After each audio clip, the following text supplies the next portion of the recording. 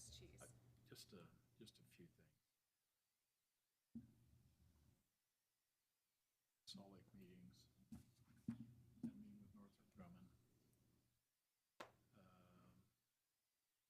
Yeah, so probably, Had the Daughters of Utah No, I don't think Pioneers. they are. That was Saturday. They wanted to know about Roy. So I gave them about 20 minutes of everything I yeah.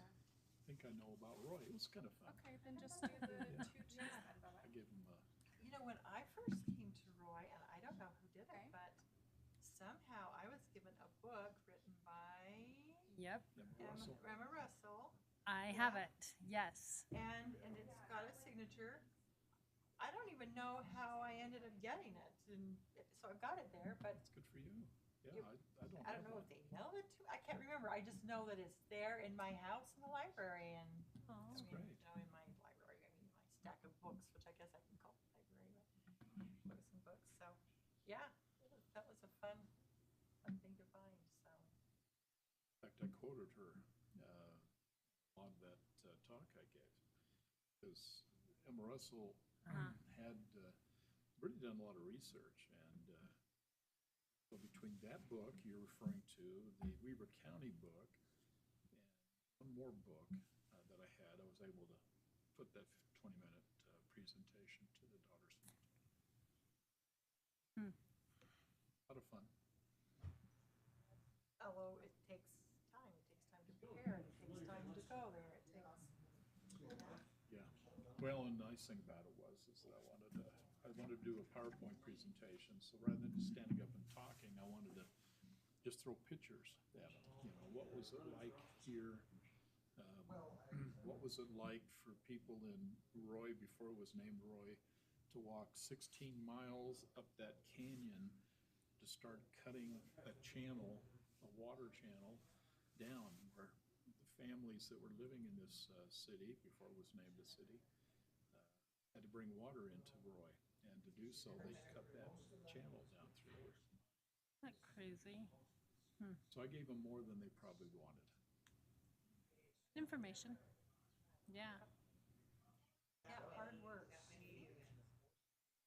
The ability to work hard, or the interest or the desire, is just gradually decreasing generation by generation. It's crazy. Yep. Back in, interesting, a different report from hers, but similar information, is that you probably remember Topaz, down by Topaz Mountain. Oh, yeah. Had the American Japanese Yes. POW, I wouldn't say it's POW because it was An internment it's internment or something down like there. that, yeah. Do you know that not only was it there, but they brought a number of those people up here to help pit beats and help in the cannery. Right about that. And they also brought prisoners of war from Germany, that's right, Italy, Now into that Roy. I had heard, yeah. Yeah, about 500 of them. Hello. Hello. Hello. Hi, Randy again. Diane, you up to giving us, Fabulous. leading us in an opening? Thank you.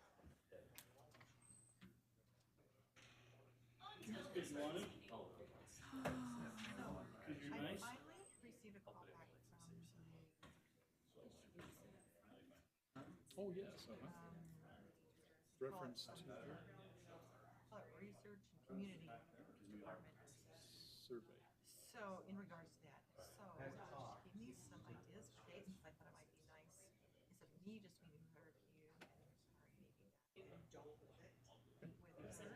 So I'll just send you the dates that she brought up. But, yeah, I've been waiting for a month or so. I don't know, how long has it been taking? I've left a few extra messages, so. It's about 30 days. Well, it's probably about 60 days since we began the conversation. Yeah, it's probably been about 30 days. I have to go back to the calendar. She's only been there a year, but she knows someone who's been here for 10 years and actually lives in Roy, so she thinks she'll be able to find out the information.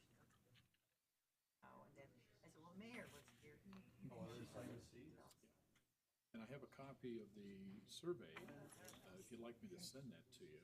Okay, well, then I can forward that to her. Oh, Sophie. I've got the results. So good. How are you? I think I'm good. Right up front. Good. No, in the front. Right here. Pull the chair around. Good. It's never. All the way. Chilled. Just talk about details. Never gets me anywhere I want. Okay. Do you get this? Yeah, I sense from the council that price was an issue, and a good way to be conservative. Where is that So at? I don't think there would be a problem getting the, Very. I think that's gonna be on the other side okay. for 56. So this used to be the base entrance, and it's gonna connect you over to Young Freeway, lady's Nancy, she's gonna talk or Freeway 56. Park Drive. I see there's the planes on the east side, Be a couple of meetings, I'm and then that's that Okay. little white church. Yep, thing. yep, So yep, it's yep. gonna Oh, loop there's the around white now. church. 600. Oh, so it's gonna go. Take that Every Tuesday this month. for me. I'll send you the dates. Oh, okay, and there's the. Kinda Okay, See okay. if you can squeeze So that it is. in It's your that way. schedule. Yes. So at the end of the year, I just paid out comps. That's a good thing. Wow, Hell, that's a lot of. Just 1 year, it's like, oh, bye-bye. Year before that, we needed a new fridge. Oh, here, there's a new fridge. See, I liked it because it was right around Christmas time too. I tack on my 32 hours of sick leave. Getting 100 and some odd hours of check. Sweet. I'm sick. Tammy always asks, why you do that? I mean, it's work. Plus I have to use it or lose it, so I gotta use it somewhere.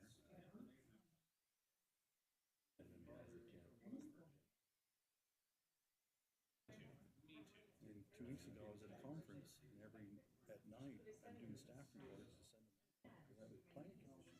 So, I remember going to vacation in Texas. I was born. Night, just typing up stuff. All at work.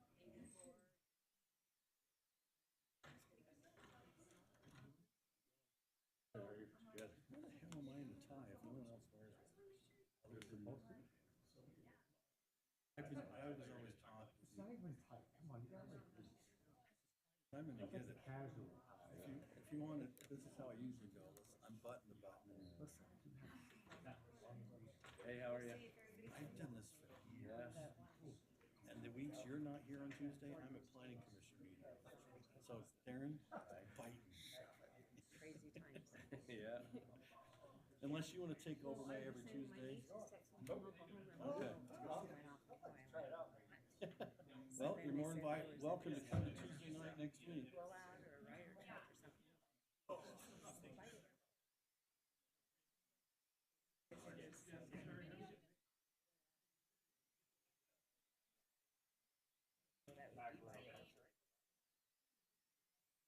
Right here. Pizza, right? Facebook. A lot of that. Yeah.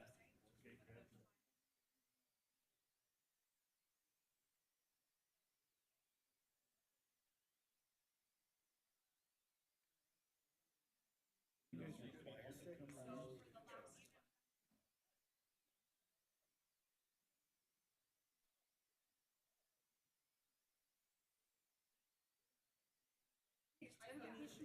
I got an answer for you.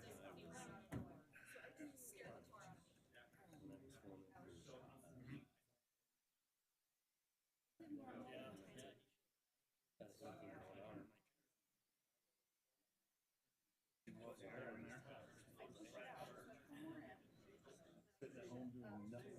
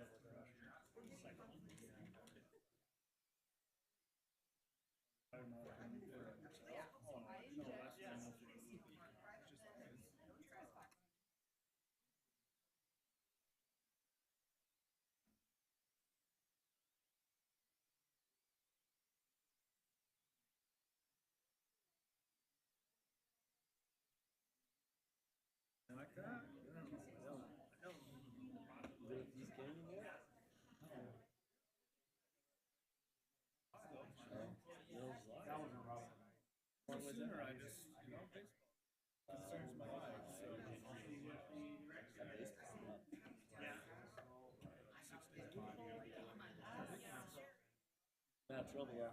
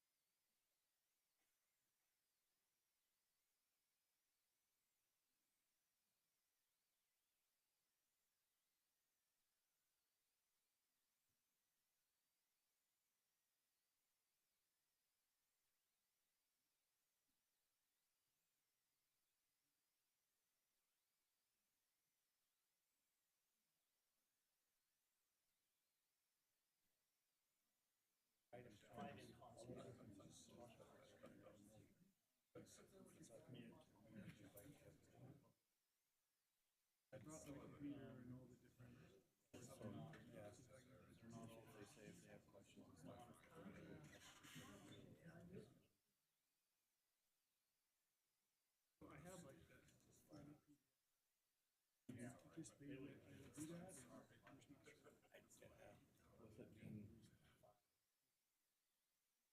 not like planning commission where it's public hearing, you have the ability. Planning commission did this. Yeah, you can just ask them.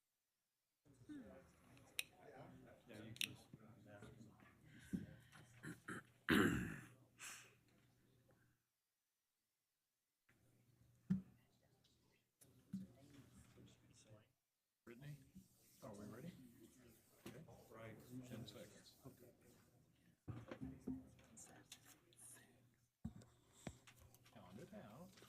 You're already behind. Okay, let's get started. I want to welcome everybody out to the Roy City Council meeting for May 20th, 2025, and the time now is 5:30. I want to welcome and recognize that we have Councilmember Saxton with us tonight, Councilmember Paul, Councilmember Wilson, Councilmember Scadden, and Councilmember Jackson. Appreciate you all being with us. We've asked Councilmember Wilson if she'd go ahead and lead us in a moment of silence and the Pledge of Allegiance. Diane? If you'd please join me in a moment of silence. Thank you.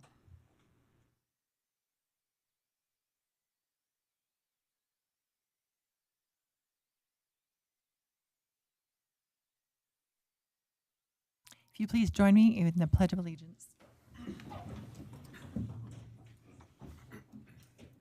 I pledge allegiance to the flag of the United States of America and to the republic for which it stands, one nation, under God, indivisible,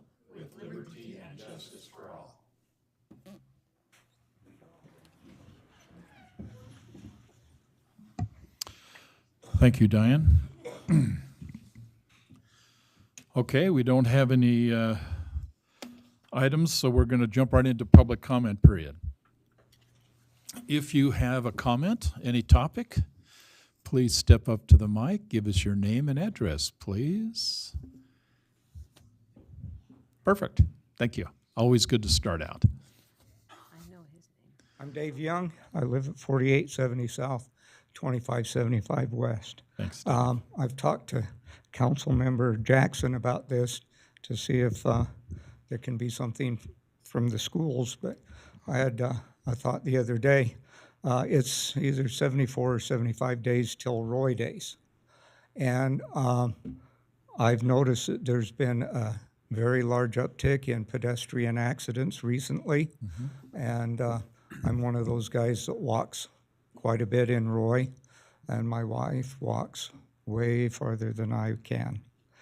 But we've noticed, and we've got our parade chairs out, and we've sit at intersections, and we've noticed that young people will step into the street without even looking to see if there's a car moving.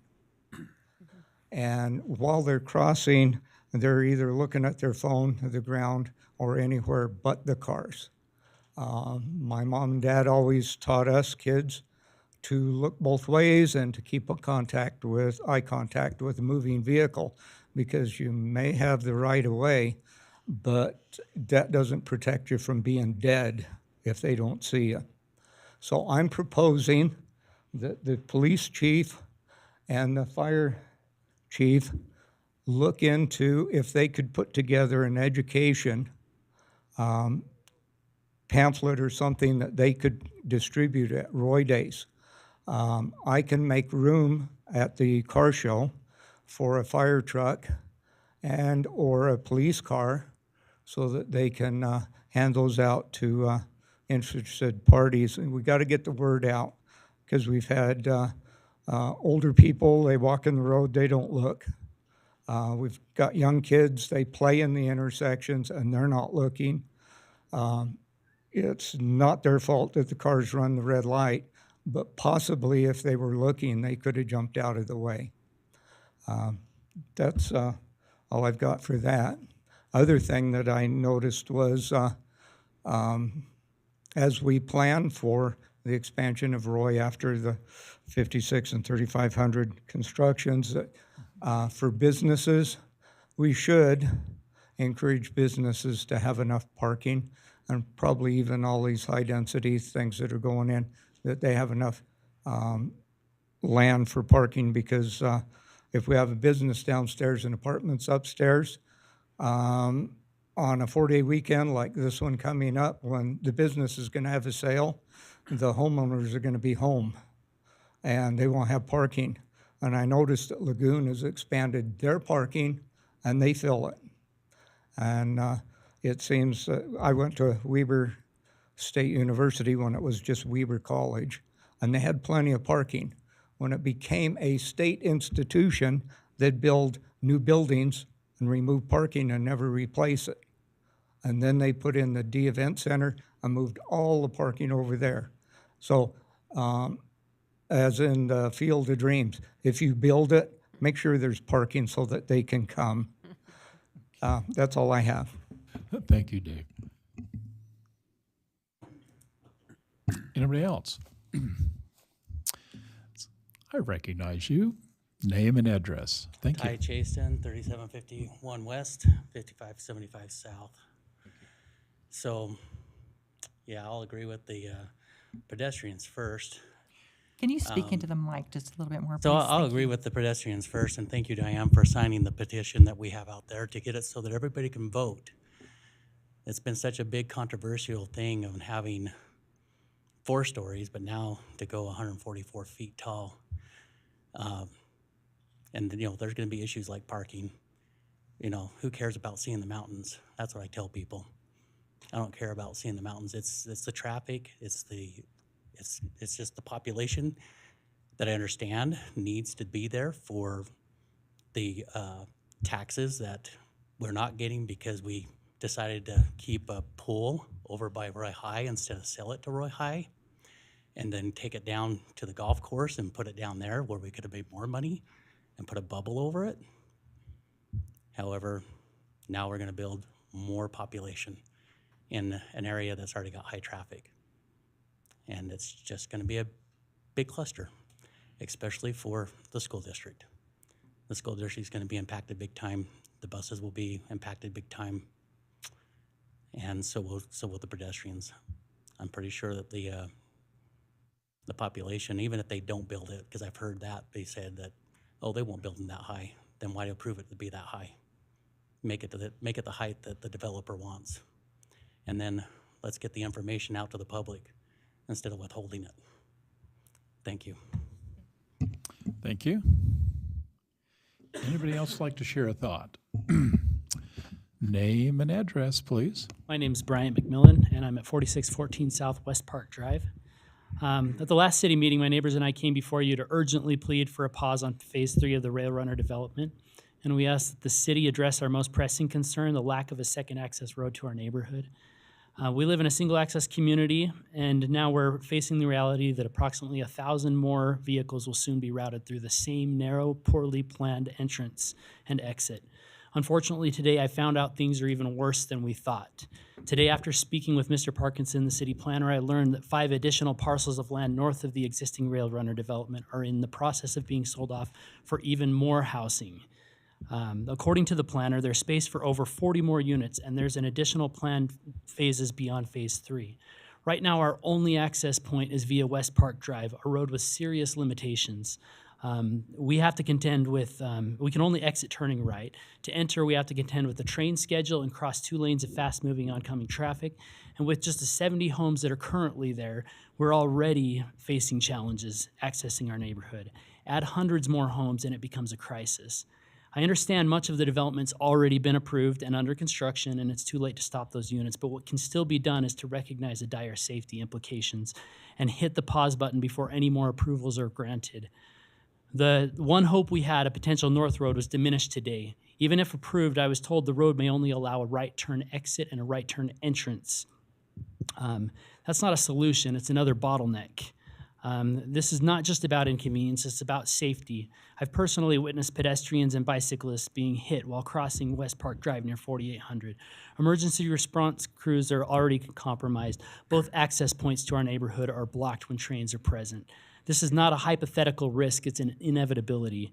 If a tragedy occurs, will city leaders be able to say they acted with caution and listened to the citizens, or will this become another case where the community's warnings were ignored? I'm asking you today to please stop further development in our neighborhood, at least until the full impacts of the current expansion can be assessed. Allow time for the new residents to move in, observe traffic patterns, monitor access, improve infrastructure, ensure that both north and south routes are functional and safe. You can also implement traffic calming measures, signage, speed humps, whatever it takes to make it a more livable and safe community. Please do not add more homes. Approving additional development without addressing access issues would be frankly negligent. We all live lives that require reliable access to our homes. Emergencies don't only involve police or fire. Sometimes we just need to get home or get out quickly. Right now, we can't. Please show us that our safety matters more than new revenue. City planner Mr. Parkinson mentioned today Phase 3 was already conditionally approved. Please stop it. Please stop any future development on this road. We're not sardines. It's already a crisis situation. Further development and careless planning and disregard for safety only increases risk to residents and legal liabilities for the city. Enough is enough. We're begging for our safety to be considered. Thank you. Okay, thank you. Anybody else? Name and address, please. My name is Diana Esplin. I live at 4523 Charleside Drive, and I will second everything that my good neighbor just said. We are in a crisis. We beg you to please stop this development. Every one of those homes, there's 8 units in every one. They're packed in there like sardines. Every one of them have a 2-car garage. They're not there for decoration. People do use their cars and they have to go somewhere. It is already very scary to get in and out of that neighborhood.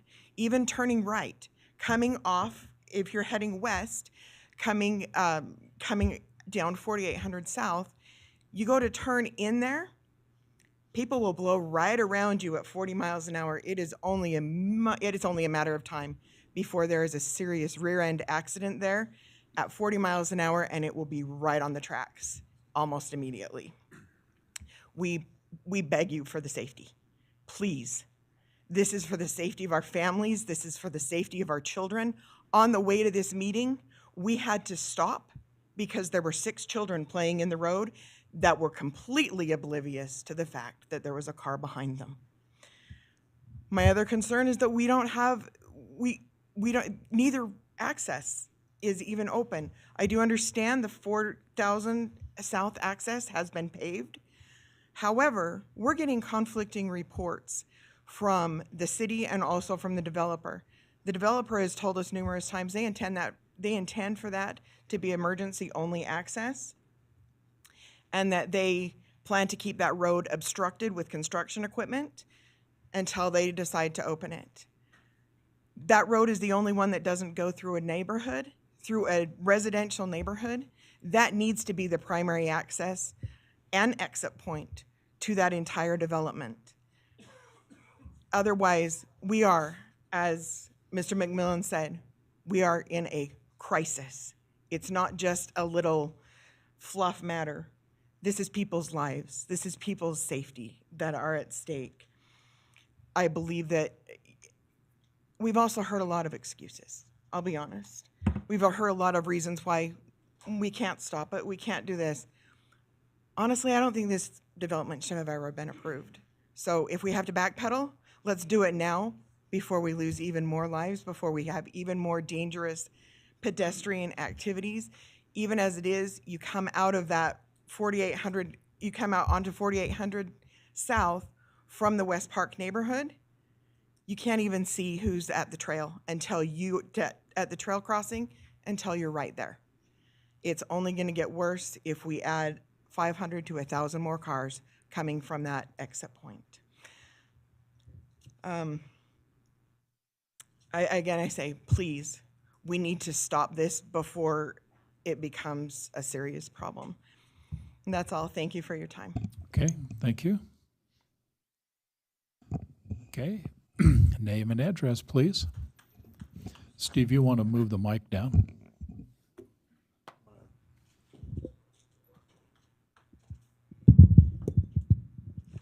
I am Amanda. I live at 4523 Trailside Drive, and that was my mom. I live in that neighborhood, and I was hit by a car in a low-speed accident. That is why I'm in a wheelchair today. That is why I don't have a leg. I implore you, please do not let that happen to the kids in my neighborhood. That was an accident that was less than 5 miles an hour. The speed limit in that neighborhood is 25, if it is observed. I'm worried about these kids. They have no other place to play, no other place to make friends. Please don't take that away from them. Also, if you put 1,000 more cars in there, that's going to disrupt people that work from home like me. The noise is going to disrupt people's sleep. The noise is going to disrupt people's work. It's going to disrupt their lives. I mean, that road is already super skinny, and then you got people parking on one side, you got people parking on the other side. These kids will dart out of nowhere, and you will not see them until you nearly hit them. I know that because I nearly hit a kid that came out of nowhere. Scared the living tar out of me. Please don't do that.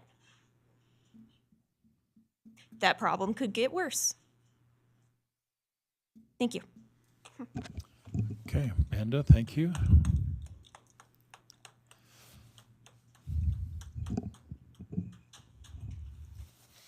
Name and address, please. Yeah, Blaine Esplin, 4523 Trailside Drive. Just want to second everything that's been said. Again, concerns of the neighborhood over Rail Runner. I'd just like to add to that, again, the traffic study November 2023 mentioned that north entrance would be open. It assumes that half the traffic will go through there. I think that's a big assumption given what we've heard and given the current conditions. So where's the study that says 75% is going to go through our neighborhood? 80%? 100%?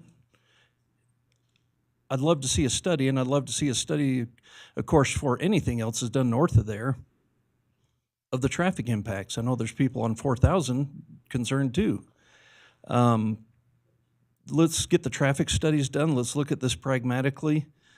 Don't allow phase 3. Don't allow any more in there. We're at 219 already, and as I mentioned last time, that's 219 apartments for 67 homes in the West Park neighborhood. A lot of traffic, a lot of change. I understand change happens. I understand we need more housing. I'm not against building. I'm not against housing. I'm against the safety. The things that have been mentioned. This is a serious safety issue. That's why I'm here, is a safety issue. I get frustrated, as I'm sure you do, of people that say price of housing's terrible, but yet there's so much more demand than supply. Oh, no, don't build those. Just close Roy. No more building. I think that's kind of silly. I understand we have to have building. I understand we have to have revenue. Please just consider the infrastructure and the safety and the things behind what comes along with that and what is collateral damage, so to speak, of approving these things. So just be aware of that, and looks like, again, some progress is being made, but there's no guarantees that that north entrance will be open, used, advertised. Again, nothing on their website, so just continue to keep that in mind, and we'll probably be here until things change. And if nothing else, it could change with the election this fall. We'll be looking at that closely, too, from our neighborhood. Thank you. Okay, thank you. Okay, anybody else like to share a thought?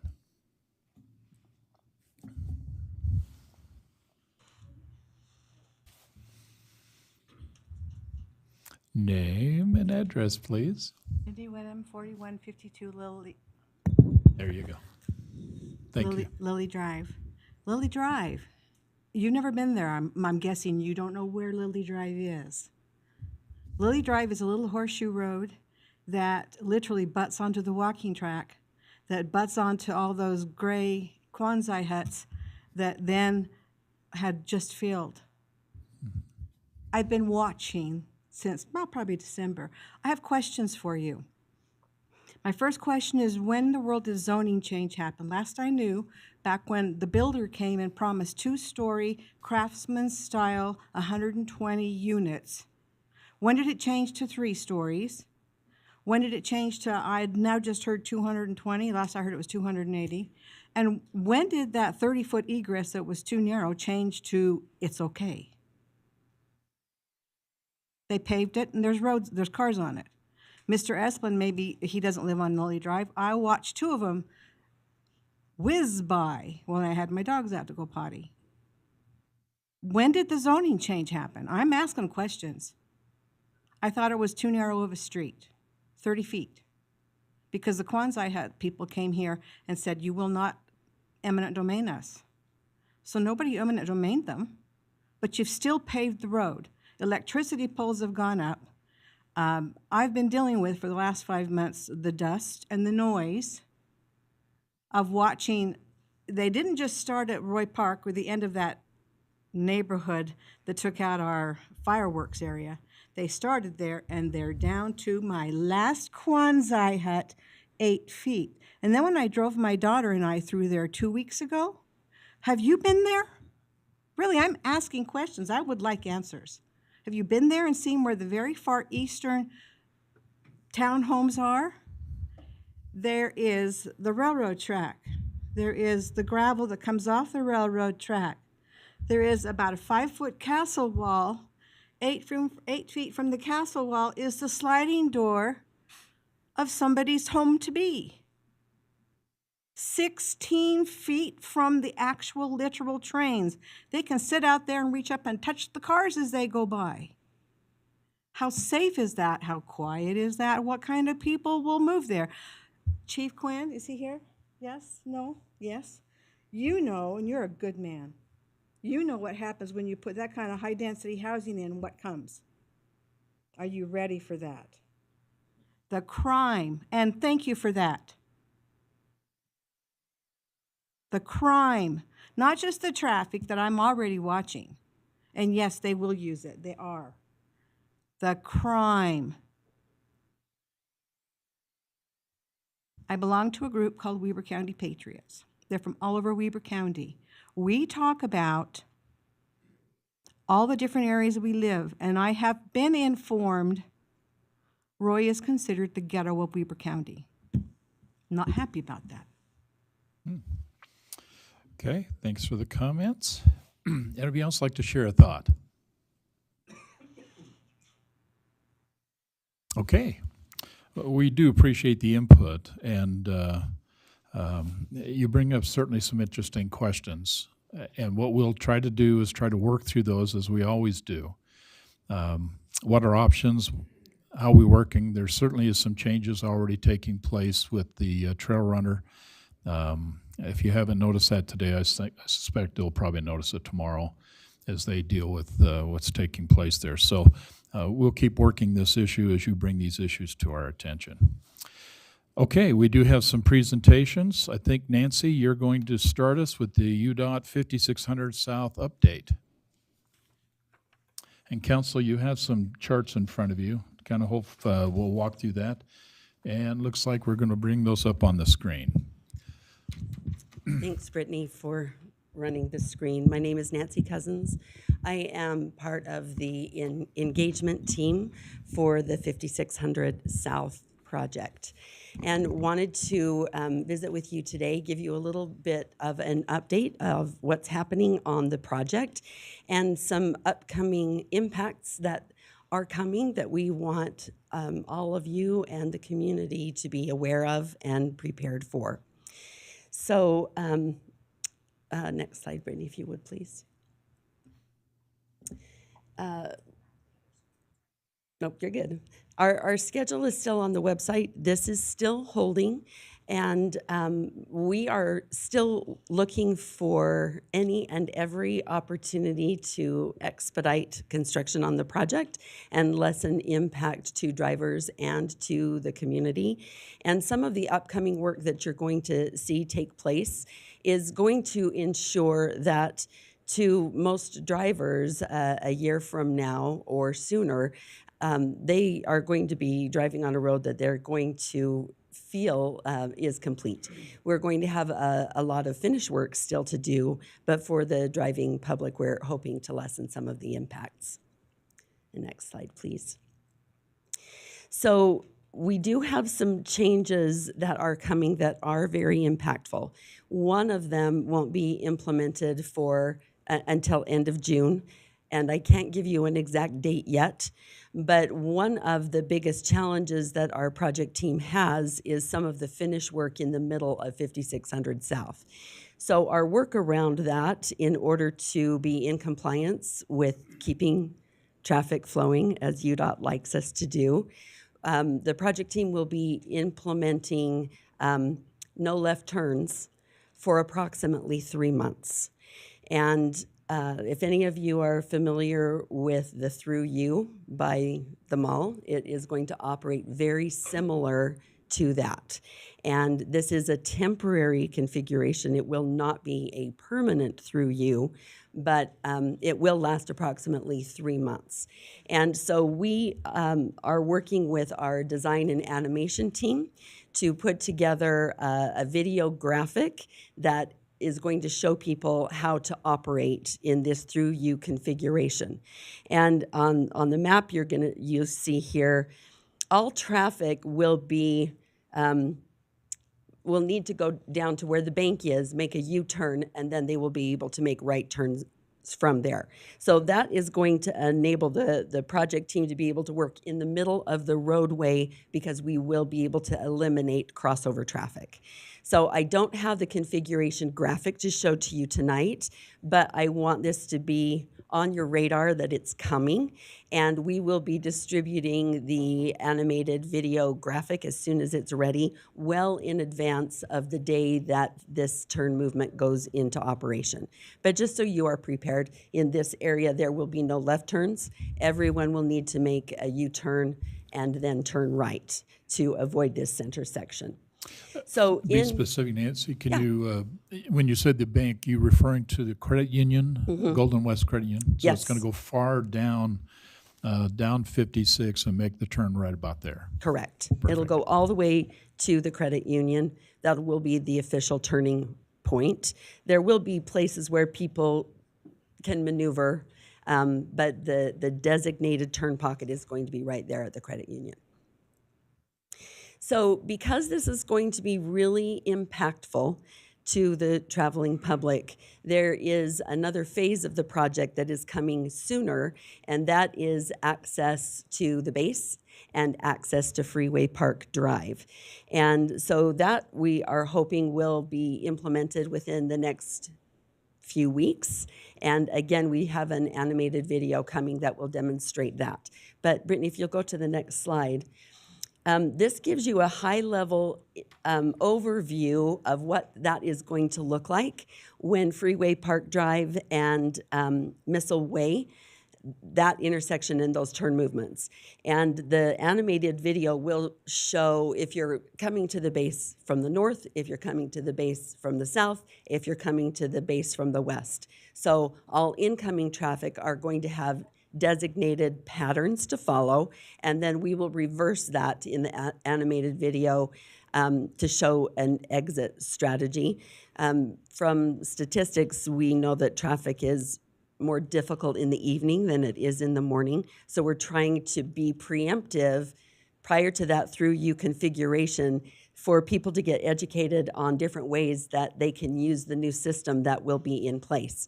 So for Freeway Park Drive, basically, you're going to come to the intersection. I wish I had a pointer. The intersection of Missile and Freeway Park, and you're going to be able to make a loop around. Yeah, you can kind of see. You'll go under the new access bridge that is there, and come up to the intersection of Missile Way, and then continue around right, and that will drop you right onto Freeway Park Drive. We know this is a new configuration. That's why we're making an animated video for you. I wish it was ready for me to show to you tonight. But we want this new traffic pattern to be in place for several weeks before we hit the public with a through you. So that is the goal of the project, and we will rely on our partners in the community to share this message as we have these pieces of information ready to go out to the public. Nancy, just so we connect your comments, the video simulation is going to be really important. It is. I think the challenge we're going to have is that you come visit us about every quarter, and I think by the time we meet again, we could basically be seeing sometime in August, which means we're now well into, what you're about to see happen. How can we make sure that whatever videos and simulations that you have, that we can definitely get it out to the public? Certainly those who are watching, those who are sitting here can see this, but this is going to impact a lot more people, and it'd surely be nice to do that. How do we get that message out to them? I know you have your website, and you're certainly putting a lot of great stuff on there. Is there more that the city can do? Should I be taking your information and make sure we get into Riverdale, down to Hooper, down to West Haven? Because a lot of the traffic issues we face are coming oftentimes from those directions. You're absolutely correct, Mayor. And all of the information, once we have this animated video, both of them ready to circulate, all of those communities are on our list. And we are asking every community to share this information via their channels and resources. So, and we don't need to wait 3 months for us to come and visit again. Hopefully the timing works, so possibly at your next city council meeting, we can come and show the videos here too. Okay, that'd Happy be to do perfect. that. Yeah. And the best recommendation I can give is just 5600 south at utah.gov, and you get all of this information. Correct. So I did bring a few more business cards. I can leave them right here if anyone here would like information on how to contact the project team. But you are also correct. As soon as it's approved, we will get it on the site well in advance. Our goal is to have the information circulating a couple of weeks before it's actually implemented. Thank you.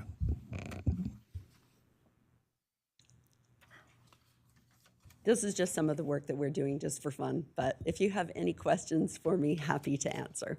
if I can. And if I don't, I know where to go to get the answers. Council comments, questions? Okay, So you won't have 3,100 street light won't be done probably for like quite a while then, down at the bottom of 5,600. I actually do not know the date that will be fully functioning, but I can get back to you and tell you when. That's part of the overall plan for all of this is those signalized sections, but I'm not sure exactly when that one comes online. That's a good question, so I'll follow up. okay. Well, I don't go down 5,600 that often because I usually go down 4,800 because my kids live down that way. But every time I go down, I'm amazed at how fast you're doing this and how nice it looks. Thank you. So, Appreciate that. Yeah.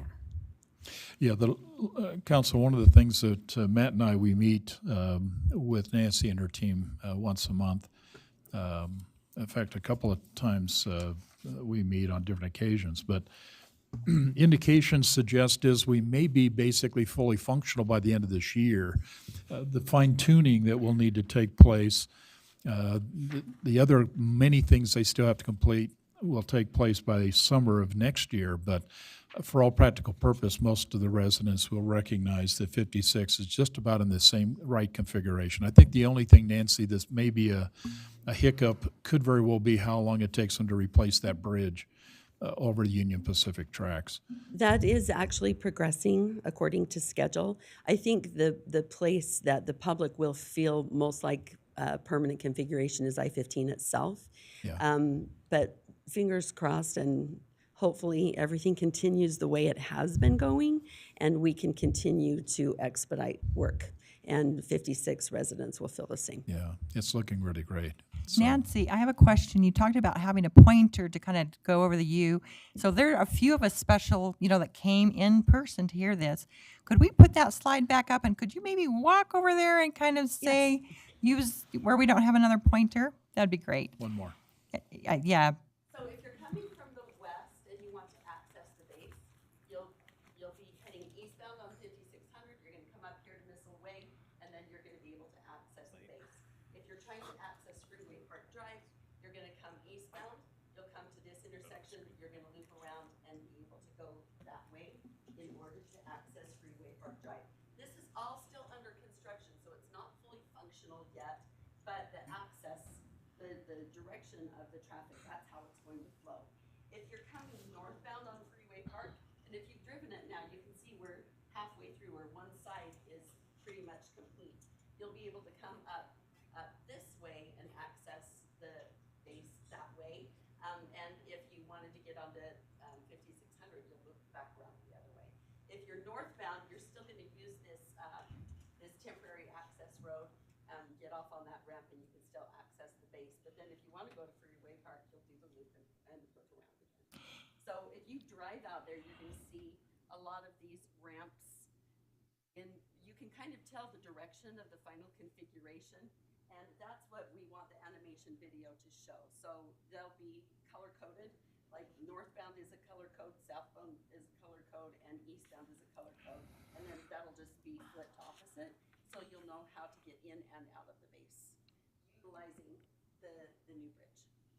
And can we go back to the other diagram where you talked about the U? Yes, maybe you can kind of use that as well. Thanks. So all of this under the freeway and in the middle here needs a lot of work. And in order to get that middle work done without fully closing the road, the crew and UDOT has approved the through U. So if you wanted to make a left turn right here on 1900, if you're trying to make a left turn to access the freeway, any left turns from about right here all the way to the credit union, you will not be able to make any left turns through there. And the reason is so that they can work in the middle, and it's safer for drivers, safer for our people working on site, safer for the equipment. So if you're trying to make any left turns, whether that is onto the freeway or anywhere along this, you'll come all the way. There will be a signalized U-turn operation to make it safe. You'll make a U-turn here, and then you will be able to make right turns into all of these things. Thank you. Very helpful. Any Okay. other questions? Any other questions, comments, council? Okay, Okay, thank you, Nancy. so much for your time. Thank you. Maybe if, once you get ready, just let us know, we'll get you back on the schedule. I will. Okay, thank you. Okay, we're going to have presentation number 2, Roy City Fire Department Employee of the Month. Chief, I think you're going to share some interesting information with us. Thank you. Thank you, Mayor. Thank you, Council. If I could have Hayden Phillips, Chief Hennessy, Chief King, Chief Rouse, Chief Halliday, come on up. You could bring your daughter if you want, if you need to hold her. Hayden.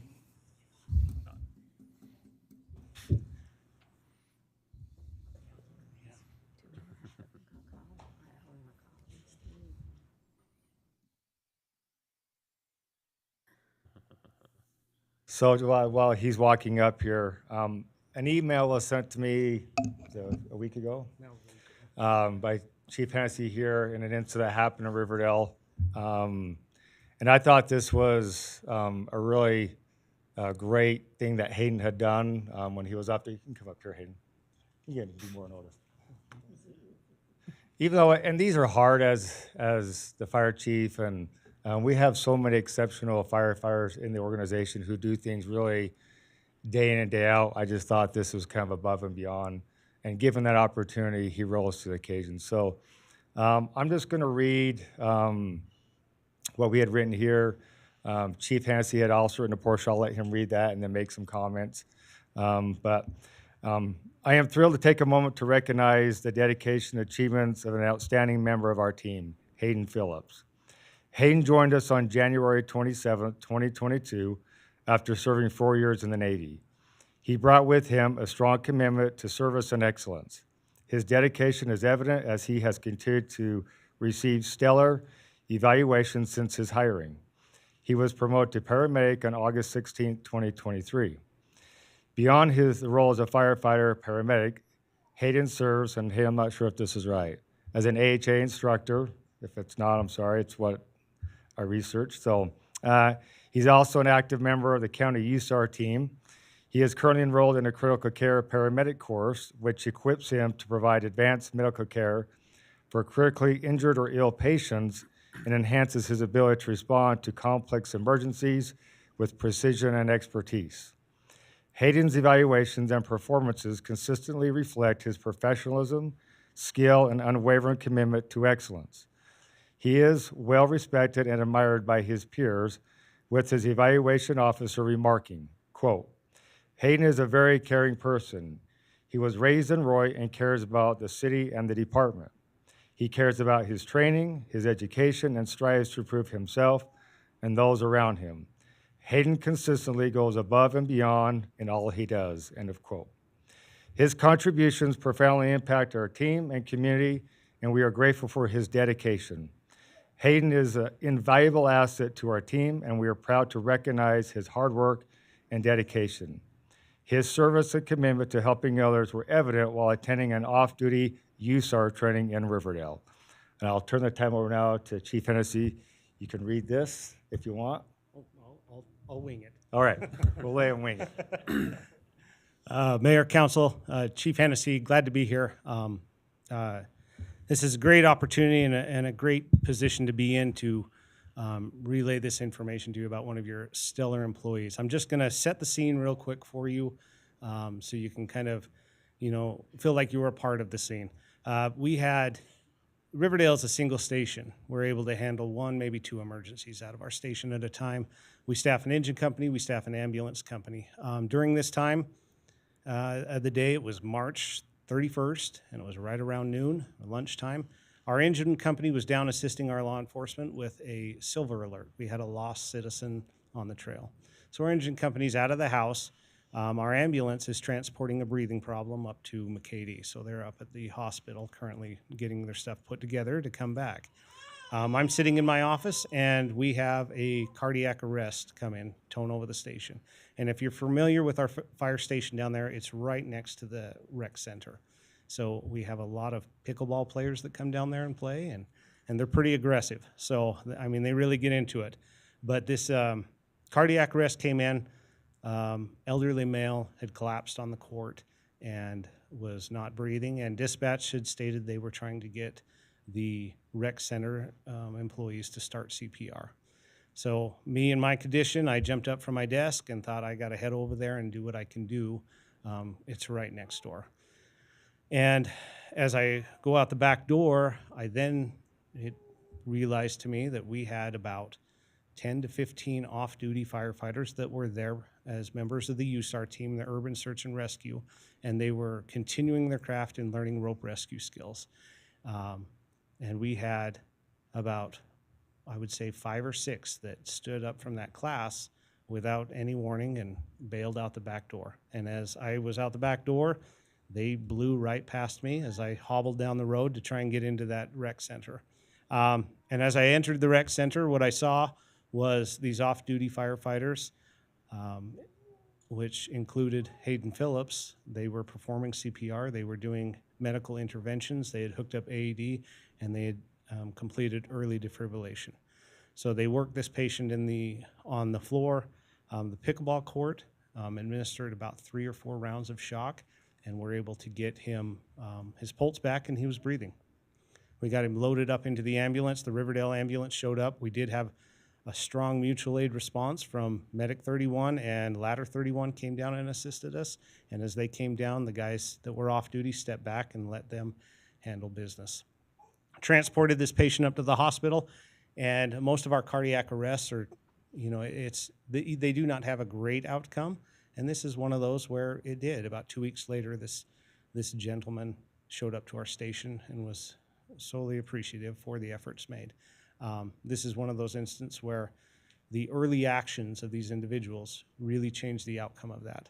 I feel like because of these off-duty firefighters and their willingness to jump in, whether they're on the clock or not on the clock, and having the skills to be able to do this really made the difference in this citizen's life. And we recognized all of these individuals at the Riverdale City Council meeting. And of course, Hayden is a dedicated employee and was at work and could not attend. So if he won't come to us, we'll come to him. So I do have a certificate that I'll give to him, but I have, there was some spelling issues, so we got to get it corrected before I actually present it to him. So, and I think that was on my fault. But this is just one of those, I really appreciate the strong relationships we have with the organizations. And, firefighters like Hayden Phillips are just valuable. They're worth their weight in gold, and we wish we had a dozen of them. On and off duty, they're good representation of what we're about. So anyway, thank you for your time, and thank you, Hayden. Okay, So with that, if everyone just join me in celebrating Hayden's exceptional service as a member of the Royce City Fire Department and Employee of the Month. Hayden.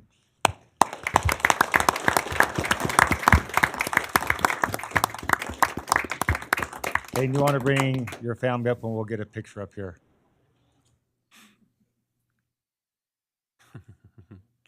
Cute. Wait, is that 4 girls? Is that 4 girls, Hayden? How many is that? 3? 4 girls. Girls. Oh. You're a good man. Better keep working part-time for all those weddings. What's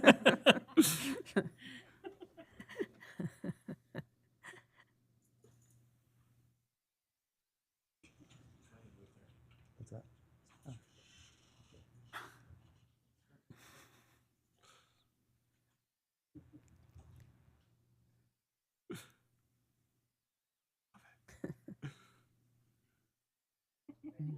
Thank you. Okay, thank you. Very much. Thank you. Thanks.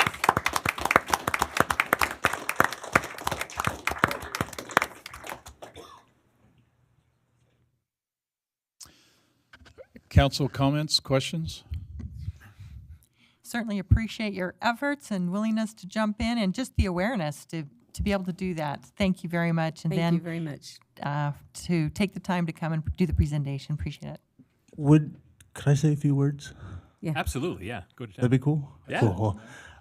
First of all, I'd like to thank B-Shift for standing up there for so long. My wife had to wrangle 5 kids, so it took us a second to get here. Hey. But I thought about, all my, I am a firefighter. And I thought about wearing my blues, but I just wanted you to see, me not as a firefighter, but just as a person, a dude. And I'm really appreciative of this award this award. It took me a second to feel appreciative of it, because when Chief called me and told me about it, I didn't feel like I deserved it, because it just felt like, that's what you do, that's what you should do. But thinking about it, I'm honored and I'm grateful to Chief Hennessy for recognizing that. But it wasn't just me, it wasn't my decision to go out there, but it just felt like that's what you do. And so when my friends from Riverdale all stood up at the same time, it was just great knowing that that there's people out there that really do care. And so I just want to say thank y'all. I appreciate it. And thank everyone else. I love this city. So it's great to be here. Yep. Thank you. Thank you. Thank you. As I say, and thank you for being, human, wearing a hat, wearing socks with Crocs and shorts. Shorts. I love the shorts, because that's an inside joke with me and Chief Williams. So. Okay. Well, thank you. A great service, obviously, you provide. Chief, we're going to carry on to the next presentation. It deals with the training center. Yes. Chief Rast, do you want to come up here?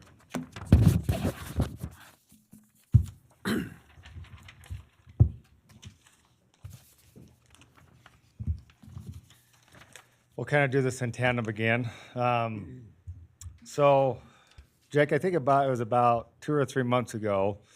We have a lot of conversation one-on-one, and we talk about culture, we talk about standards, we talk about raising those and what we could do. And Jake kind of, I think, just casually just mentioned, he goes, Chief, we talk amongst the shifts and with each other, and some of the ideas float from the bottom, which I think in this case it probably did. And they say, it would be really great, almost like a miracle or a wish, that if we could get some type of a training facility. And the reason why that is as a chief, I'm pushing them. And I told them when I came into the department, I'm going to push you to an uncomfortable level, whether it's fitness, training. There's an expectation that when the public calls 911, I'm sure their expectation is they believe they're going to get 5-star firefighters, and that's the level of job performance that they should and they deserve, and that they ask for. So how do we do that? When we don't have a facility around us, or we have to leave or go outside of our city, go into Ogden, Layton charges that they have a tower, we don't have anything. So you kind of fake it. You pull a handline off, you make up some scenario. That's not the standard that the residents deserve. And the only way you do that, all of us know that in all of our jobs, that you have to train to the level of your job. And when you train, there are failures and gaps and things you find out through training. You don't want to have that happen in an emergency crisis, and those will happen if we don't train to a certain level. So when Chief Rast brought this to my attention, I think most of you know me well enough that just because money or this hasn't been here in Roy creates an obstacle, we go around the obstacle, we will find a way. And the message I gave Jake is you proposed to me what you need and what this fire department needs to get that job performance and to set the standard of what a Roy City firefighter is.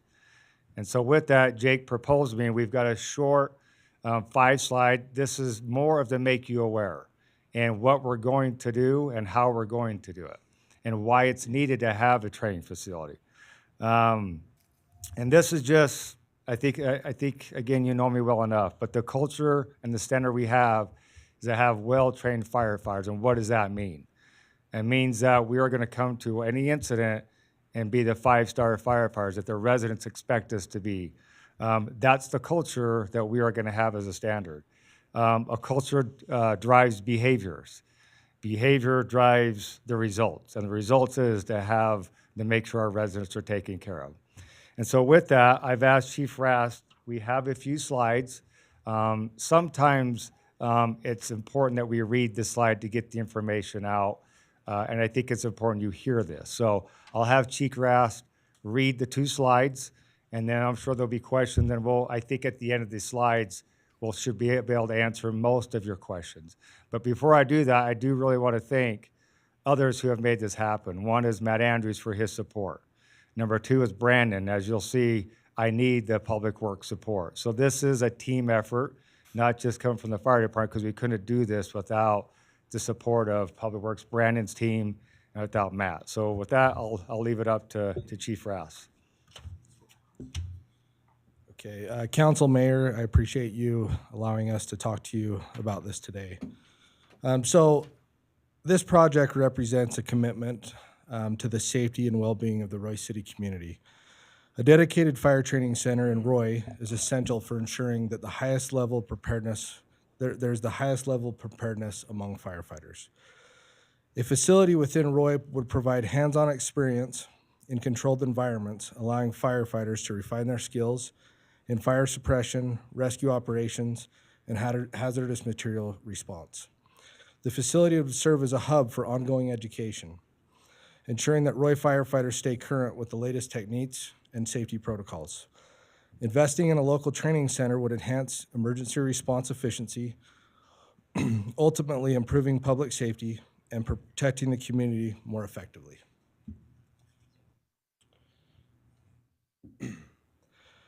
Firefighters train relentlessly because their job demands them to be ready for anything. Fires, medical emergencies, hazardous material incidents, rescues, and even disasters like earthquakes or floods. Training sharpens their skills, enhances their physical fitness, strengthens teamwork, and ensures they can react quickly under pressure. Think of it this way. When they arrive at an emergency, there is no time to hesitate or second guess. Their training gives them the muscle memory to operate equipment, make life-saving decisions, and confidently navigate dangerous situations. It also prepares them for unexpected challenges, like rescuing someone from a burning building, self-rescue, or saving down firefighters. Beyond personal skill, firefighter training is about team coordination. They have to move and work as a team, communicate clearly, and trust each other's expertise, because lives depend on their ability to work together seamlessly. It's a tough and dangerous job, but their preparation and training make all the difference. That dedication and commitment to training keep communities safe when the unthinkable and unpredictable happen. You can go ahead and change slides, Brittany. Okay, so if you look over at the TV screen over here, so this is an example of what these training facilities look like. They are built from Connex boxes, and basically they represent a multi-story home, or we can use these facilities to train on mid-rise using vertical standpipes, and that will allow us to prepare for a lot of these apartment structures that are going to come into Roy, as well as the ones that already exist. We can also utilize these facilities for USAR training, urban search and rescue.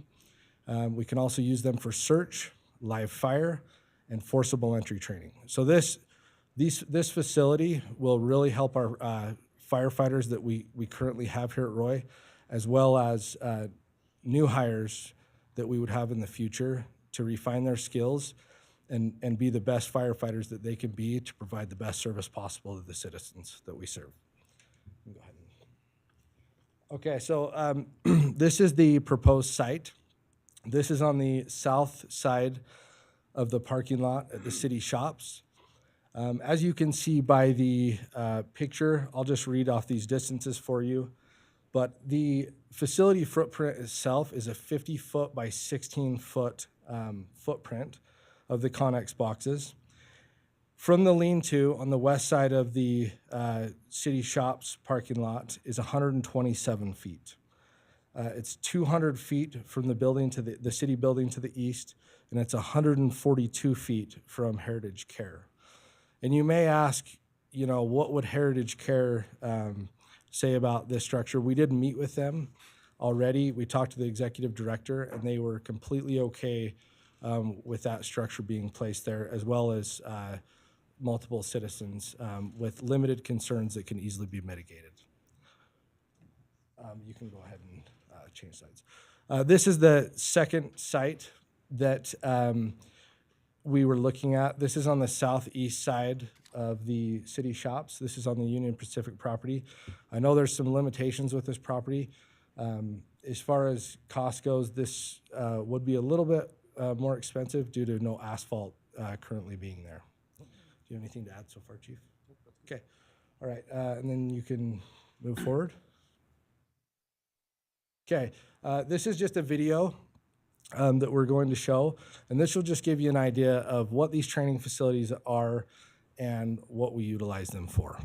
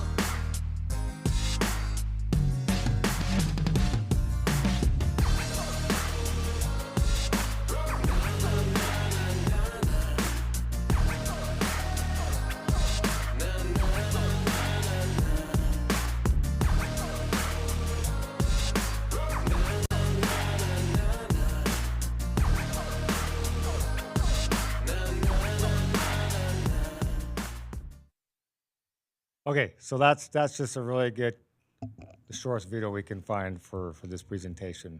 But I think it gives you a good idea. So we'll still work with Brandon on the site. There's a lot more work to go into this. I'm sure your next question is gonna be, how are you gonna pay for this, Chief? And there's a reason why we didn't put in the budget, because we're gonna go through the donation route. And so we'll continue to work on it, but I'm pleased to announce that I do have someone to donate to start this off. And it's a fellow Roy High graduate, a friend I went to school with, that happens to be the Speaker of the House, Mike Schultz. Again, friends with him. He's going to donate to start the project $25,000. And so really this is to make you aware, this is a project we're going to work on. I don't have a timeline. I don't necessarily say how we're going to come up with all of the funds, but we're going to try to seek all the funds to pay for this through the donations. So the cost typically with these range from $80,000 to $100,000. The one we're looking at is about $80,000. So as we go through the process, we'll start to collect the money. I've talked with Amber about this. We won't start the project because we'll need to present this according to Amber, and you can answer this. Once we start the project, there'll need to be a resolution because the donations is shown as revenue. So as we get collecting enough money to start the projects is when we'll bring that to the council. And Amber, I don't know if you need to add anything to it. But I'm happy to entertain any questions. This is really just to notify you and really, with your permission, that we can start to pursue this project that we feel is so valuable. And we'll continue to work if there's updates. But really, it's just to notify you so we can move on and start this project. Because without your support, we won't be able to do this. So are those railroad cars? That's what they look like. They're Railroad cars. Connex boxes. Is what they Connex are. boxes. There's a company who actually builds them. So this isn't like you just make them up. There's companies who all throughout the country who put these together, and that's what this would be. And so how often do you train on the one? Do you go to the one on 12th Street right now to train You were on there that one? today. Yeah, When how we much can. do you have to That's pay? a county, so we do have monthly trainings that we do, but we do have to take our units outside of Roy, which leaves us vulnerable. And so what's hard is the day-to-day stuff. Like when we have, especially with the amount of employees that have left Roy, we have over 2/3 under 3 years. They get minimal training when they get out of the fire academy. It's what you learn after the fire academy for the rest of your career. And like you talked about, there's new techniques that we have to apply. So it's ongoing. It's just like I say with shooting a gun, and I think Chief Gwen understands, it's muscle memory. You don't have time sometimes to second guess. Time is of the essence. So But you are paying somebody to rent this facility.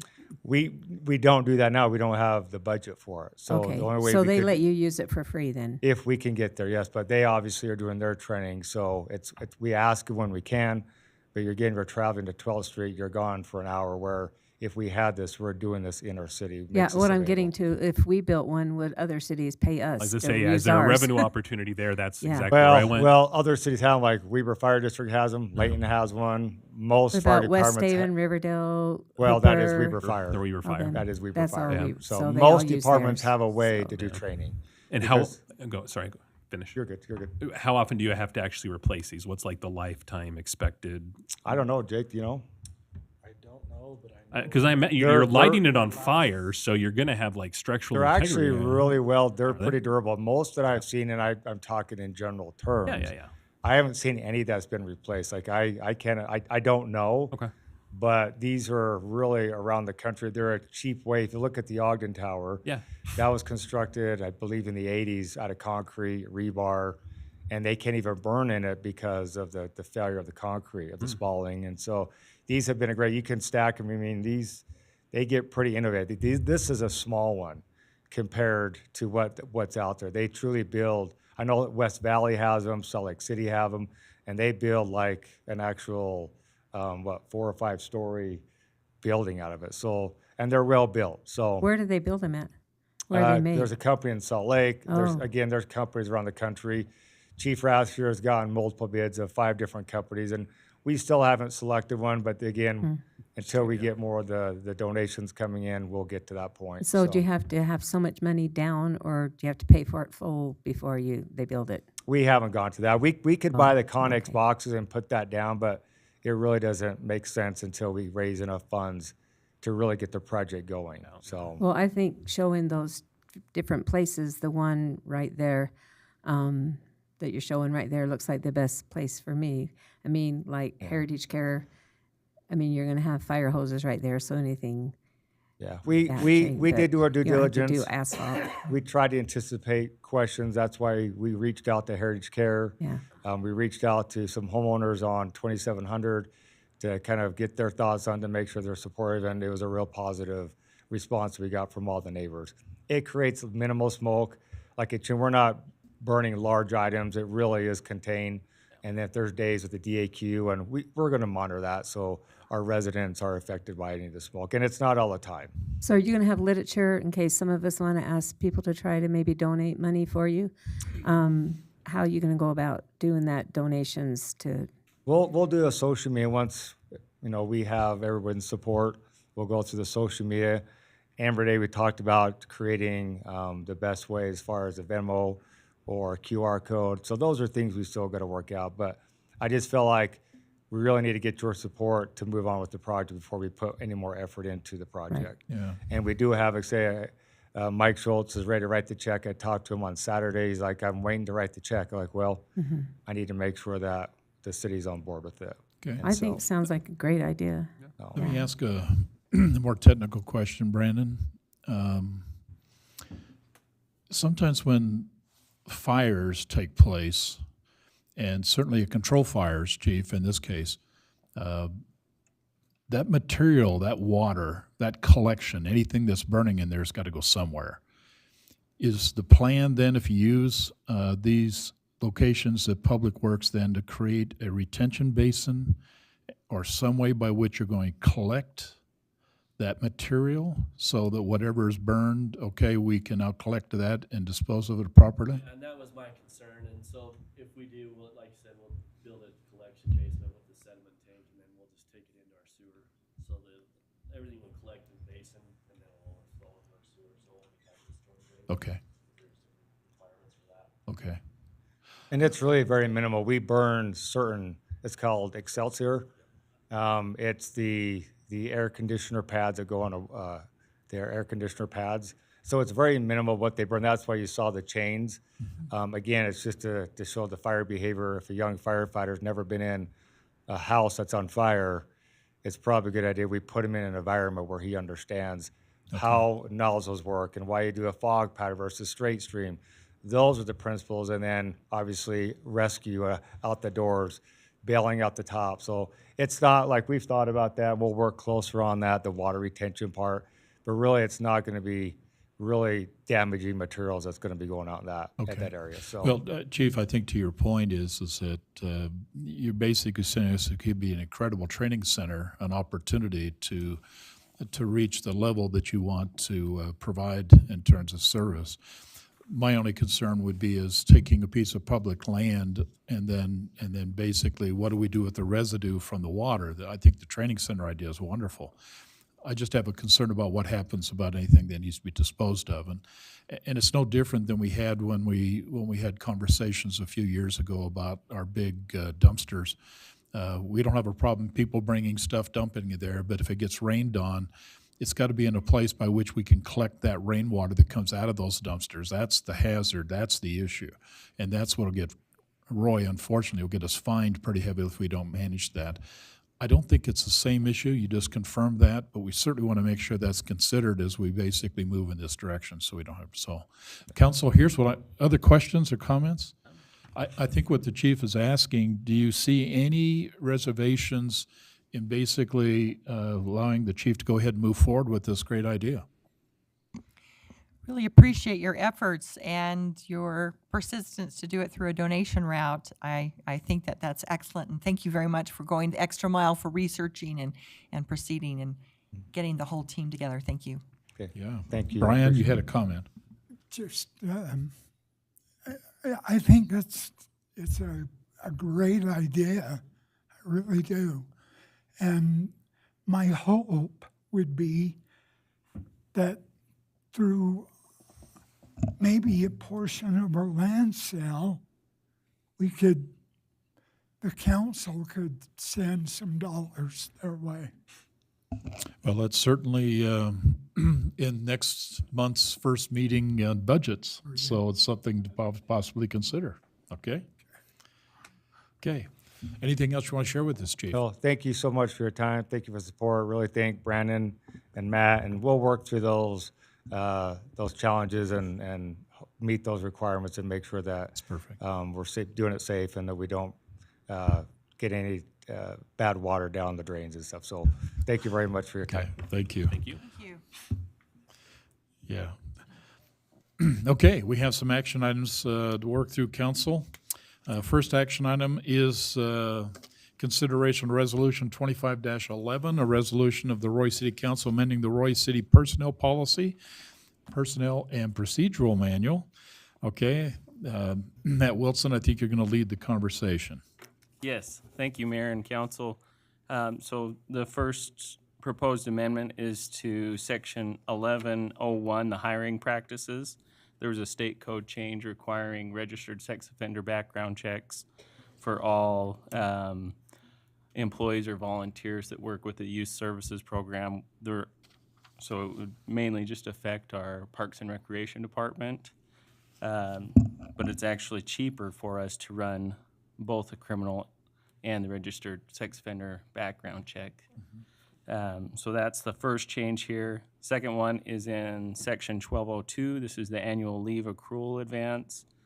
This was initially passed, I think it was end of last year.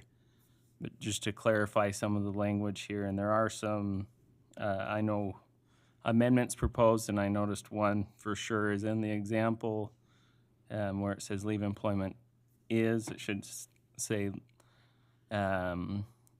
and is terminated there, and then also, just to be consistent there with the rest of the policy, change that to the annual accrual so that the language matches from the example to the actual policy. But this is just clarifying that if someone is terminated, whether it's termination from the city or they're finding other employment, that they don't get that payout of any leave that, even though it's an advance, technically hasn't accrued, if that makes sense. Is there the ability for us to claw back? So if somebody takes more leave and they don't hit their, okay, as long as there's a clawback mechanism. Yes, there Okay. is. So that's something in there as well, so that we would deduct anything that Anything they that they- owed from their final paycheck. Okay. I was wondering, when is it applicable to check an applicant's credit history or an employee's credit history? So credit history, It's not something that we generally are able to check. I know there's some federal regulations into that, but a lot of our checks are tied to what their employment is. And so, like, certain ones we can't do certain types of background checks on in different positions. So the finance area or areas where they're taking money or something like that, you may do that then. Thank you. Council, other comments, questions? Okay, best I can tell, Matt and I talked about it, and I believe, Ann, you also had a question about the accrual, making sure we understand. When I read this, and thank you for the changes, when I first read it, I honestly walked away from it thinking that the person will in fact be advanced annual leave up to 6 months. And that's kind of how I read it. Yeah. And so I think the adjustment you're basically making makes that very clear, that it really is 6 days or whatever a person typically would accrue in that 6 month period. So that was very helpful. So thank you for that adjustment. I think it makes it much clearer. And council, as you can tell from the other one in 1101 and the hiring practices, that's just governed by public law changes. So any other comments, questions, concerns?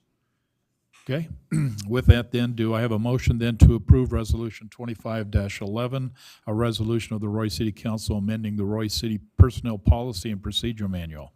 So moved. Thank you, Diane. Do I have a second? I'll second it. Thanks, Ann. This is a roll call vote. Brittany? Councilmember Jackson. Aye. Councilmember Wilson. Aye. Councilmember Saxton. Aye. Councilmember Scadden. Aye. Councilmember Paul. Okay, thank you, council. Resolution 25-11 is approved.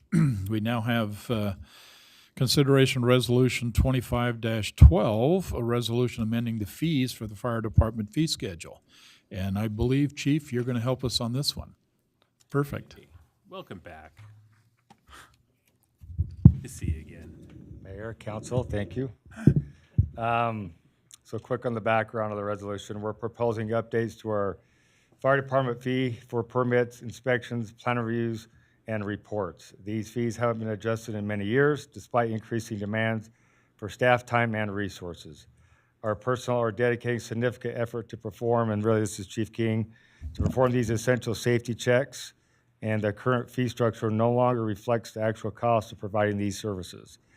Updating these fees will help ensure we can continue to deliver efficient, high-quality service while maintaining the fiscal responsibility. I do have quite a bit of experience as I was a fire marshal in Ogden City for an extensive period of time, and when we evaluated these, there's a lot of areas that need to be updated. And I've asked Chief King. So hard to miss. Sorry, to the right. What we provided you on this fee schedule is what we were charging to the right. It was the old fee.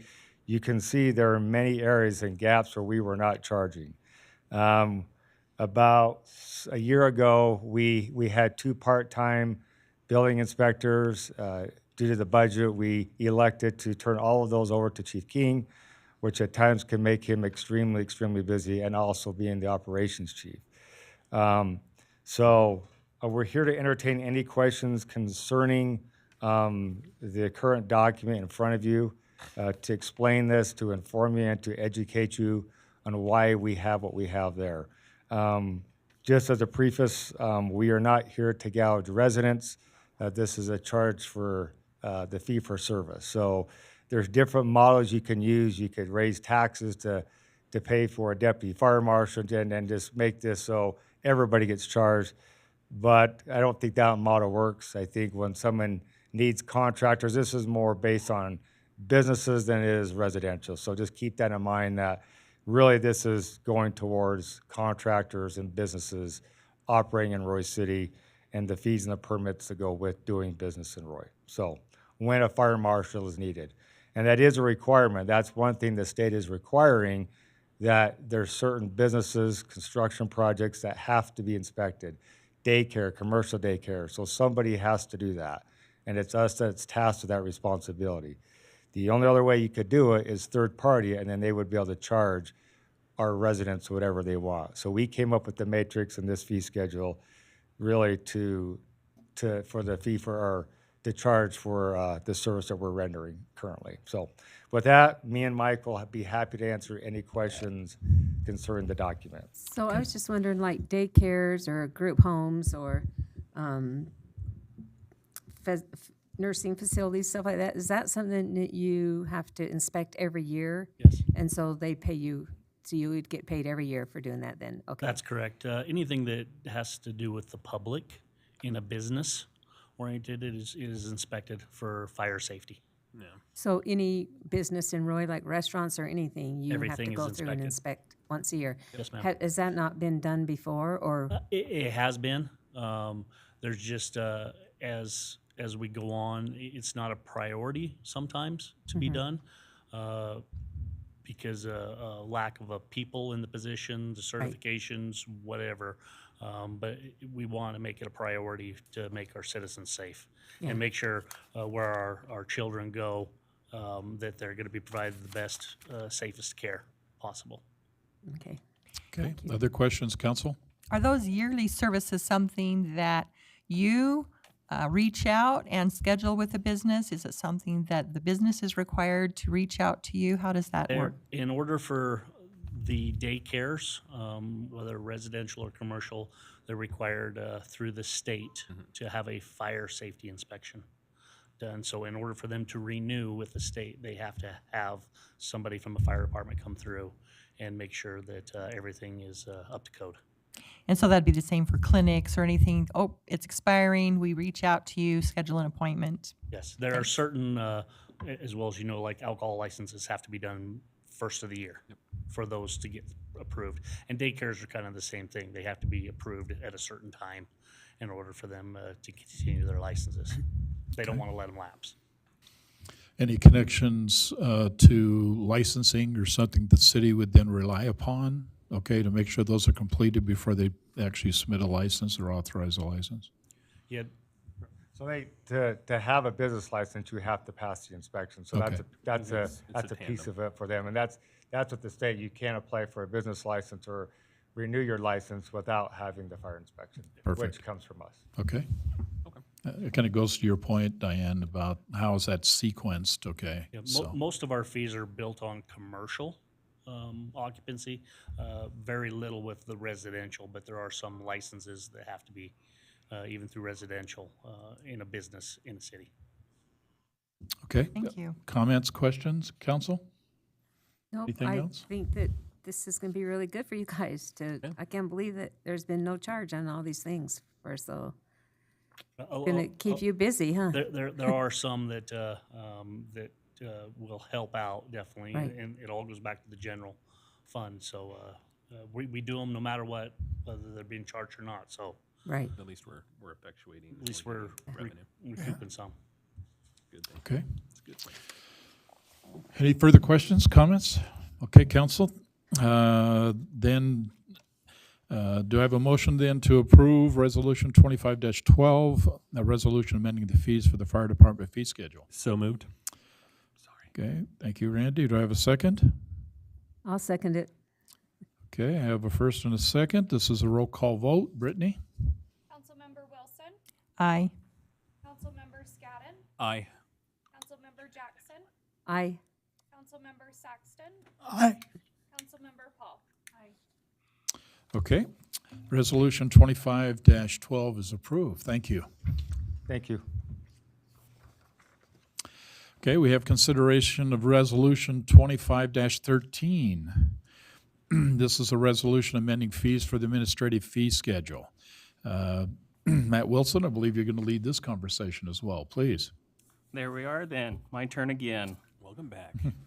All right, so this one is basically just establishing the grandma fees for the administrative department as well as discovery requests, which include any criminal cases.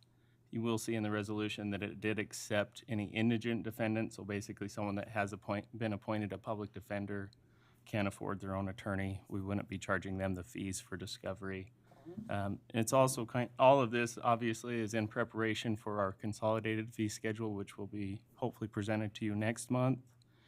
And then we'll have all the fees in one place, and that will also have an annual review. So I don't know if there's any questions. Okay, council, any comments, questions relative to this resolution? It's a good idea. Great idea. Yeah. Okay. With that then, do I have a motion then to approve Resolution 25-13, a resolution amending fees for the administrative fee schedule? So moved. Thank you, Ann. Do I have a second? Second. That was Sophie. I like that. Thanks, Sophie. Okay. This is a roll call vote as well. Brittany? Councilmember Jackson. Aye. Councilmember Saxton. Aye. Councilmember Scadden. Aye. Councilmember Wilson. Aye. Okay, thank you, council. Resolution 25-13 is approved. We have a consideration of Resolution 25-14, a resolution of the Roy City Council adopting an interlocal agreement with Weber Human Services for services at the Roy Hillside Senior Center. Matt, I believe you're going to carry this conversation. Yes, thank you, Mayor, for that. As you all know, we had this discussion in our last city council meeting. It's the relationship that Roy City has with Weber Human Services regarding the Hillside Senior Center next door. Some of the direction that I received was to draft the interlocal agreement with their neighboring agencies, West Haven and Hooper, which has been done so. I've been waiting to get this either approved or further direction on whether or not to send that over to them, depending on if we agree to the CPI increase and also the 3% a year. So anyway, I know there's been discussion with me and city council members. I don't want to steal any thunder here for potential changes or anything, but we'll turn the time over to you. Okay, council, any questions or comments relative to this particular resolution, 25-14? We had a pretty good conversation last time on this. I mentioned to you I had some reservations about it, only from the standpoint as we didn't want to get in between Hooper and West Haven as they dealt with the Weber Human Services. But Weber Human Services is convinced that their issue is they're really not in a position to really manage this money, and they want us to follow the same template that's being used by the other senior centers in the county, which these collaborations between cities are worked between the cities. I think the last report I had is that North Ogden Senior Center uses that collaboration. We're not sure that Washington Terrace and South Ogden does, but they're certainly expected to. So I think we can work it. Matt's taken the lead in terms of working with the other cities to coordinate the fees, and then our expectation under the agreements that will be signed, that those cities will contribute then to Amber, and then Amber will then hopefully collect all this and then send that from Roy City on behalf of the Roy Hillside Senior Center to the Weber Human Service facility. So that's kind of the strategy. Any changes to what's being proposed? Any comments? Anything? With the neighboring agencies, I don't think they have any issues with them. Okay. Although it hasn't been to their city councils yet. I was going to mention on the contract, the interlocal agreement, and I did speak with the Matts about this, on Article 3, letter A, subtitle 1, right in the middle there is a comment that said, we will be providing services to lower income older adult members of minority communities. And I've just recently been involved in some areas where some of that wording has been considered an infraction of the DEI changes. So I bring that up. You guys can decide if that's something that's necessary to change or not. So I just bring that up. And then I'll just go ahead and reiterate that I don't feel that the principle of having the cities have an increase associated with the contract, the CPI plus the 3%, I believe that principle isn't necessarily appropriate, as we need to remember this is not a city program, this is a county program, and we need to be aware that by, join in with that kind of wording, even though it comes to about $750, that still puts us possibly one step further in Roy City possibly taking over the program or them wanting us to do that. And I know we've had that, or they've had that conversation with us in the past. So I just think we need to be really careful and clear that this is not our program, and we need to be careful with that. And then I just would like to say that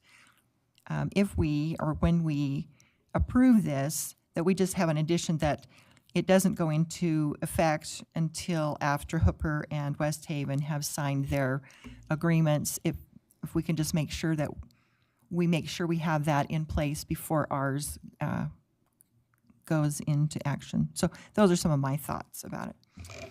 And that's an interesting point. Matt, help me. Their board would like to get these basically done and approved.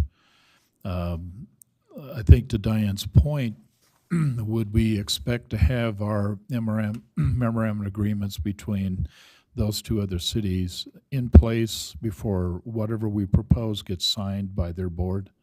Is that kind of the strategy? Well, once I turn it over to West Haven and Hooper, I think they've already, tentatively agreed to these things. I think we did as well.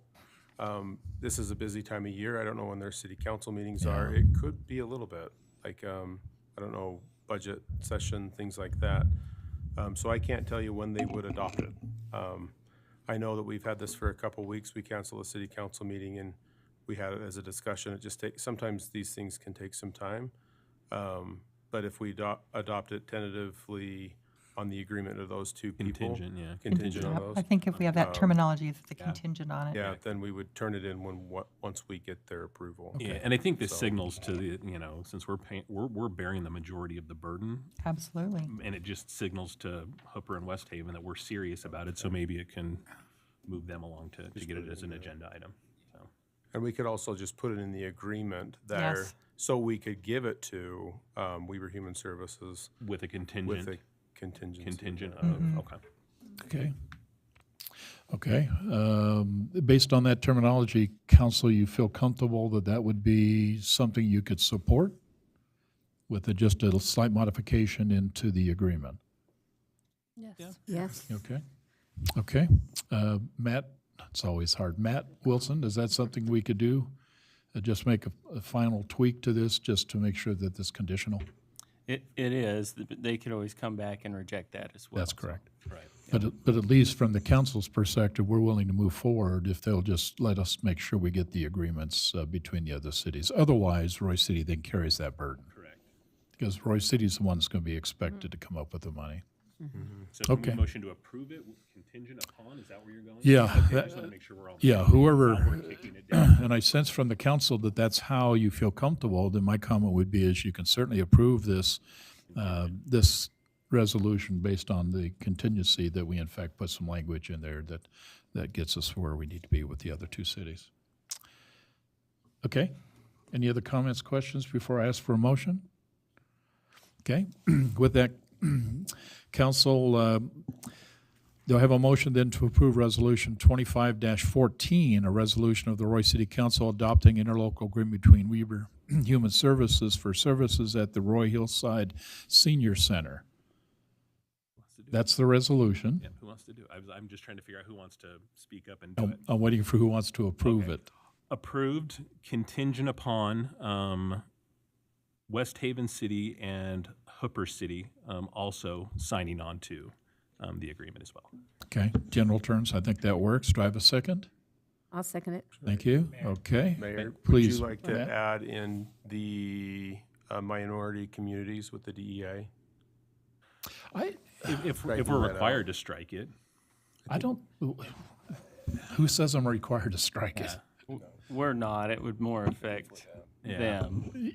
Yeah, but I mean. I'm just wondering if that's how the agreement, and then also if you wanted, if the vote was to, if the motion is including her striking the 3% and the CPI increase as well. No. Well, I don't know if we can strike that because that's almost conditional what they do. Conditional from them. Yeah. We're conditioning we're doing the contingent on Hooper and West Haven. Right? Yeah, that they basically support us. I think we're okay on that part. The DEI, help me with that one. It's a federal. It was as part of a federal executive order. It was Yeah. supposed to be removed. Language was supposed to Yes. be removed. Yeah. But But just that's for- the thing is our agreement is with us and We Were Human Services. Their funding, when they go up to the federal level, they would have to cut it out, not us, because it doesn't trickle down to the state. Yeah, I'm It's- just saying it's- is I don't, well, go ahead, Yeah, go comment. It's just that this funding is contingent on federal funds for them. So I don't know if, but if I don't- they, yeah, we don't know if if they they're gonna look at forward that this, along, yeah. right, if they look at this and see it, I just have been involved in other situations where the programs have been discontinued because the contracts had that language in it. Mhm. So I don't know that it actually, I don't believe by striking that, it alters what we're going to do. No, And maybe it is, overcautious. What do you feel? It's something that could easily be amended if they feel Or the if need that required, does yeah. need to be removed. Okay. Okay. It's not that I don't appreciate what the federal government attempts to try to do, but I have found too many times it changes about every 4 years, every time you change the administration. And trying to keep up with whatever the federal government's trying to do is complex and difficult. Us trying to match that or do something with that or even listening to it becomes even more complex. So I guess my comment would be is let them do what they do and we'll do what we do. Is that okay, Brittany? I like it. Let's just do what we do, okay?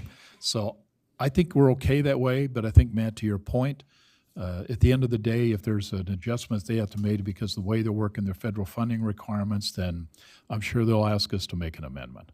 But at this moment, what I heard in terms of the motion was to approve the motion conditioned on the fact that we do get confirmation from both Hooper and West Haven that they basically have agreed, okay, to the terms and agreements. And then predicated on that, we're ready to move forward, okay?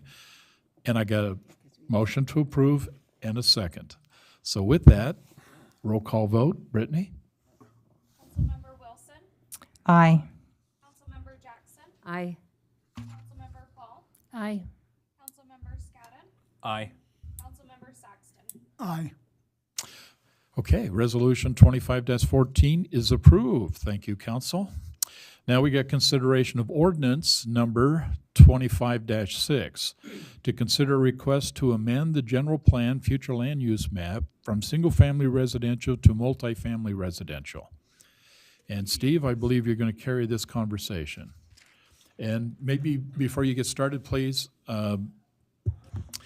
both ordinance 25-6 and ordinance 25-7 are connected. Correct. So the key would be is what we do with 6 will facilitate what we do with 7. Correct. So with that, Steve, please. Good evening, council, Mayor. It's been a while since I've been here. I don't know if you recognize me at all, but here we go. As mentioned, this is a request to amend the general plan from single-family residential to multifamily residential and the zoning map from R18 to R4. The property there at 4007 West, 5500 South. Currently, it's 6.2 acres. 4.6. 4.6, yeah. Dyslexic sometimes. Anyway.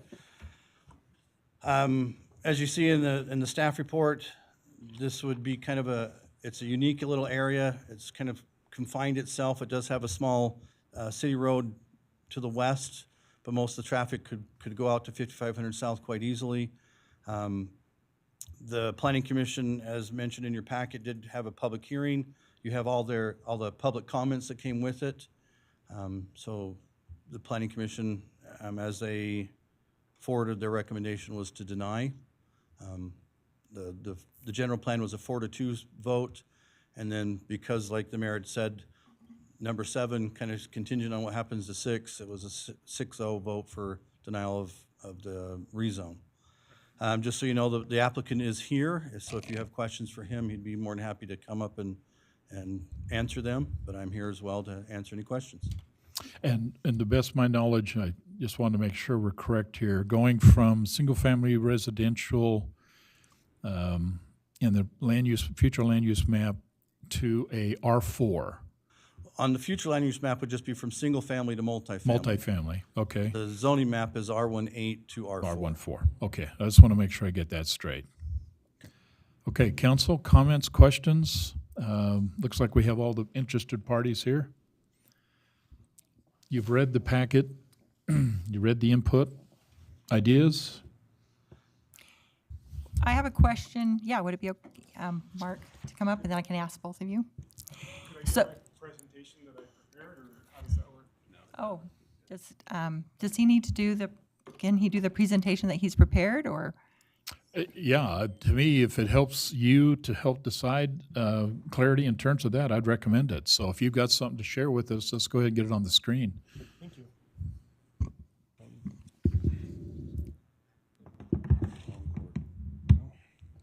I got the same cord, a smaller version. You have the dongle.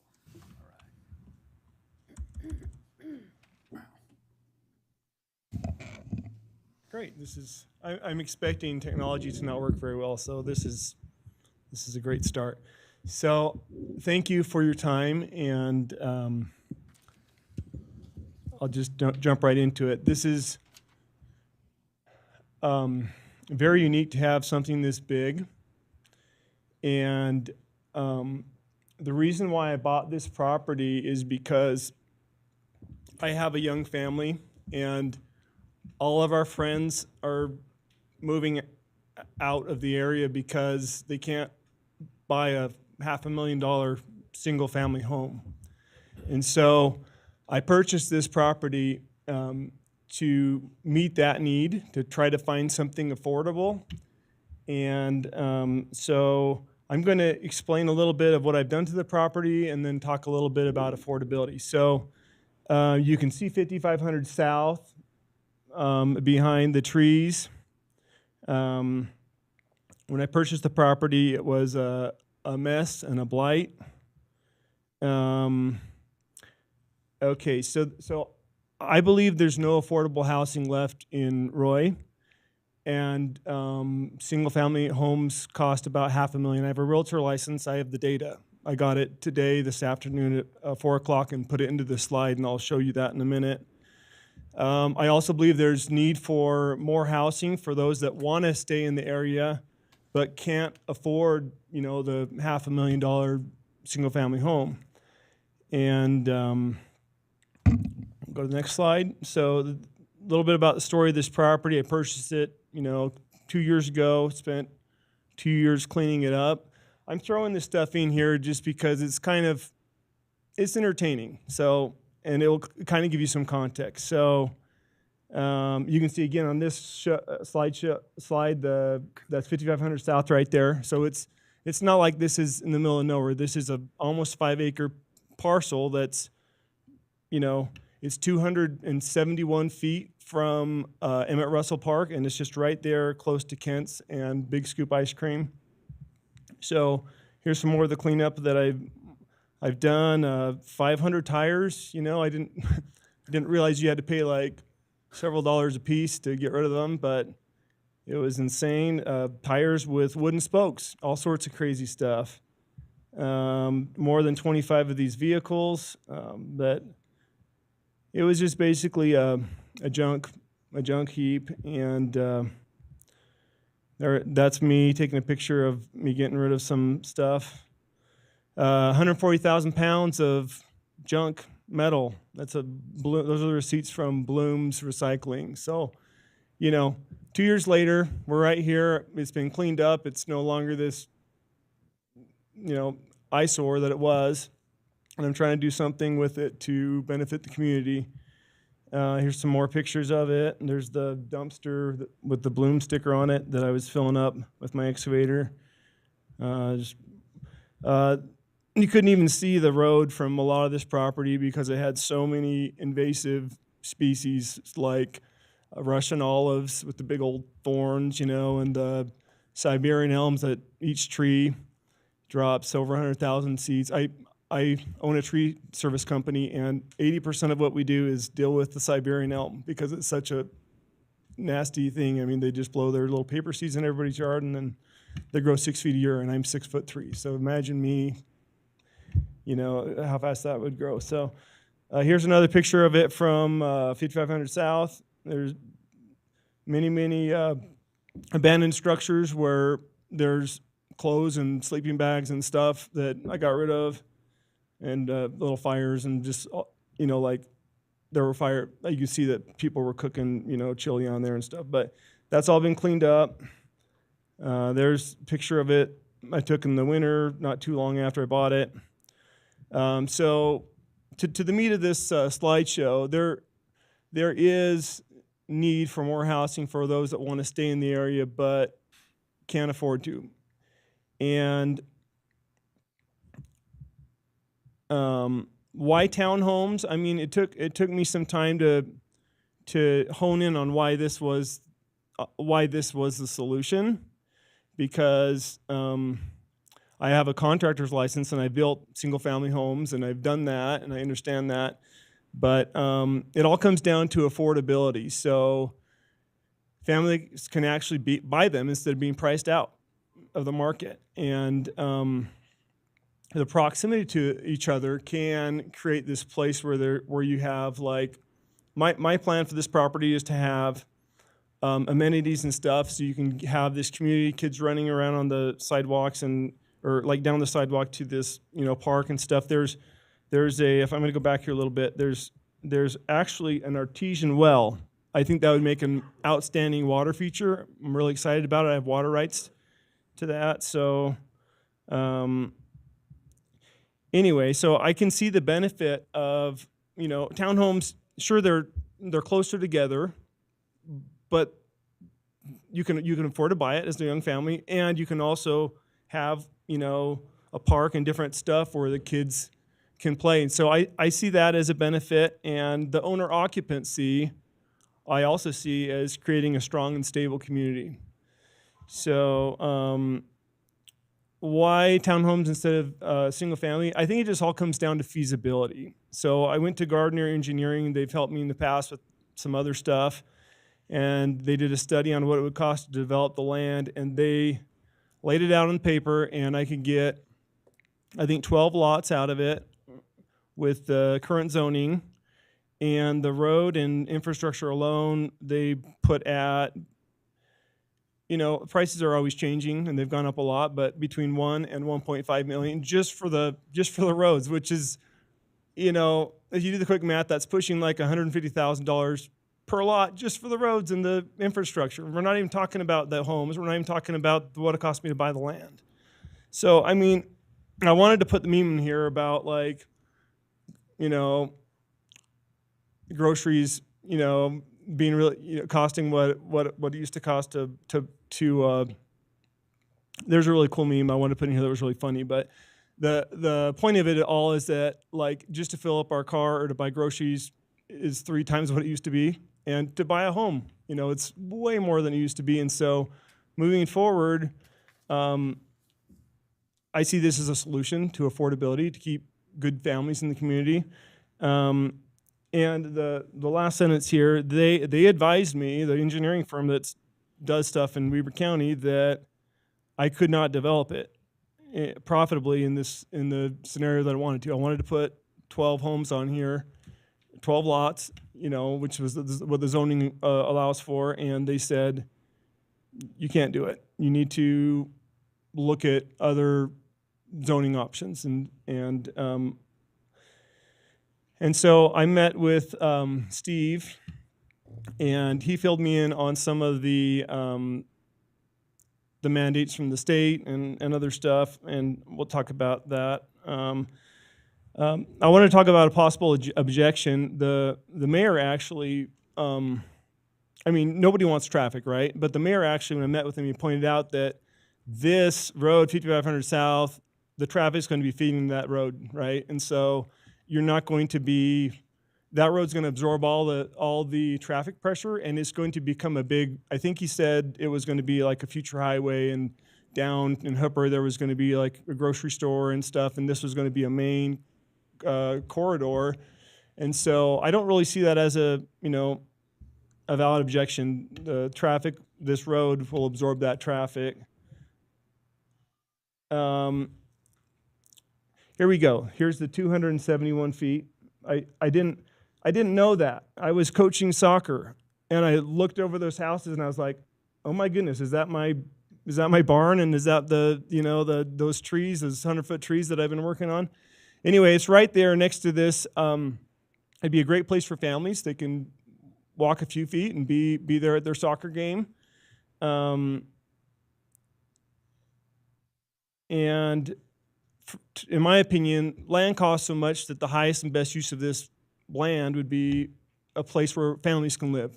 And I'm into affordability. I mean, I'll look around a little bit and show you the stats of what stuff costs around there. On where this red truck here is where I park when I'm coaching. So this is right there on the west side of Emma Russell Park. And so this is what I want to build, these attractive 3-bedroom, 2 baths with a garage. I like the curb appeal. I think it's, and of course I want to do like some community stuff, like a park and a water feature and stuff like that. On the other side, so this is right in front of Emma Russell Park. On the other side, which is further north, there's these, right next to Holiday gas station. And then if you're a young family living in the area, what choices do you have? So this is from this afternoon, 1 mile from 4007 West, 5500 South, the property I own. You can go down to the south and buy a place for $1.2 million. You can, okay, so the very cheapest thing is $469, and that is a home that's by now probably 25 years old. And other than that, you're spending $500,000 or more. That's just the reality of it. The reason why it didn't pass the planning commission is because the older gentleman there that kind of influenced everything said, I think you can build a home for less. I think you can build a home for less than $500,000. I think you can do it for $200,000. I'm like, well, I'm a builder and I have the stats. I've met with the engineering place. You can't, unless the price of lumber drops in half or something, But so if you're a young family and you want to do a single family, this is what you have as of today. If you want it to be 2,000 or newer and 1,500 square feet or more, this is it within a mile of that property. The green right there is Emma Russell Park. And so if you want to look in townhomes, within 1 mile of this location, since you're priced out of the market with these $500,000 homes or $700,000 homes or whatever it is, there's 3 of them. They're all right next to Holiday gas station, and they're the townhomes that we looked at a minute ago. And any guesses what they're selling for? Somebody give me a number. You already put it on there. It's $424. I put it there? Okay. Sticking my foot in my mouth. Okay, so anyway, here's the listing I pulled up today. It's 1,619 square feet, 3-bedroom, 2 bath. That's the very, very cheapest you can get. You have a couple of kids and a wife. You got to have a mortgage for $424.9 if you want to stay in the area. Period. There's no other options. So here's my plans. I've been working on these for a while, and I'm not using, I don't know, maybe they're not as attractive as that, but I think they're still really attractive, and I can build them for $399. And they're 1,603 feet, which is, these other ones are 1,619, so they're basically the same thing. 3-bedroom, 2 bath. There's the upstairs, the big master bath, 2 bathrooms, the downstairs with the garage, a walk-in kitchen. It's like a horseshoe. And so, let's see here. I wanted to talk about, well, does anybody have any questions before I move on? Yeah, your parking, I can't see where your parking is. So. Is it on the bottom level? Yeah, see right, I'm gonna walk over here. Garage, yeah. Okay. Single car garage. So one car for each unit, okay. this is close to 5 acres, so this is a very large parcel, and so other ones that I've been working on in Ogden, they require one stall to be covered and then one to be on the street. So this garage right here, let me go to the front of this. That would be the covered one, and then there would be another one that would be street parking. That would be like right next to it. So I would like to do them in 4 sections. Let me go back to this other townhome. So they have their garage, and I'd probably do something like that. I haven't really gotten into the parking in detail at this point, but you have your garage, and then you have your second parking in front of it. So I mean, this person, 4325 on the very left, they have 3 cars. They got one in the garage, and they got 2 in front. But I mean, you're only required to have 2 parking spots, but I would probably do something like this. This is kind of my goal as far as the parking goes, so it's all contained. Okay. Other questions, council? Do you have more presentation, or do you want us to jump? Yeah, into I wanted to questions? talk a little bit about the affordability thing, and then I'll be done, and then we can do questions. I just wanted, I mean, there's a lot of detail here, so I thought while we're here, maybe if you had questions on this part, we could do that. So, I mean, there's the governor and state mandates for cities to provide affordable housing. I've been hearing about that for a long time. Governor's goal, 35,000 affordable housing units over the next 4 years, which that is a big number. It takes a long time to build a house. And so I don't think he's going to get it. But he might, you know. And we need it because Utah's housing affordability crisis is going to get a lot worse very quickly. Here's a quote that I read a bunch of articles about the governor and what Utah's doing to address this housing crisis, and this one says that we're going to have a housing shortage of 37,000 units just this year. I mean, he's talking about 35,000 houses over 4 years to try to address the problem. Well, just in this year, we're going to be negative 37,000. I mean, let me go to the next slide here. This right here also is interesting because it's talking about taxes.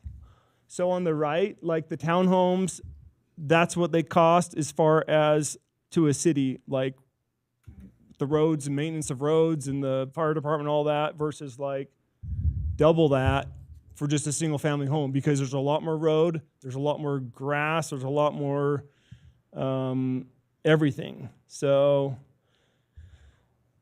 this is a study that just basically says if we don't change our incentives to make the development patterns more sustainable, we're going to have all of our costs go up for residents along the Wasatch Front. So, I mean, cities, they have to deal with a budget, so might as well know that this kind of housing structure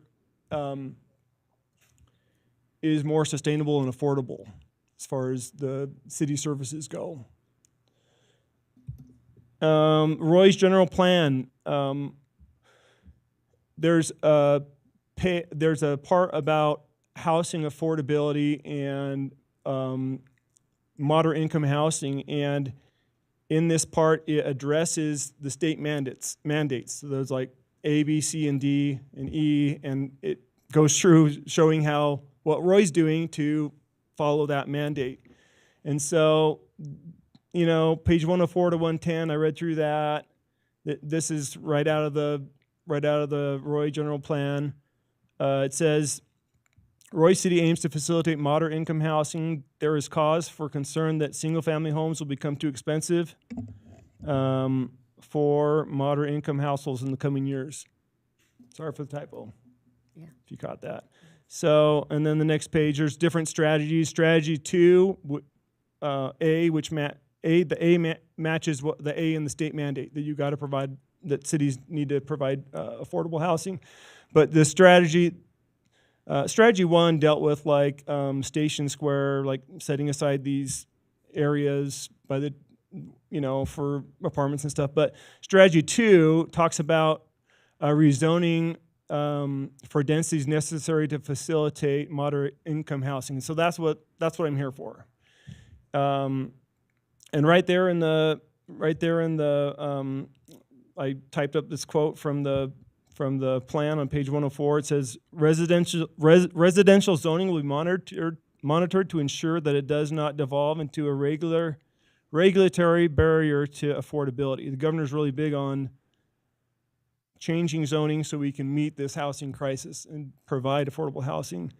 The zoning will provide flexibility to developers seeking to meet affordability targets. So this is right there in the general plan of Roy City. This is the goal, one of the goals. So that's actually the last slide I have. So I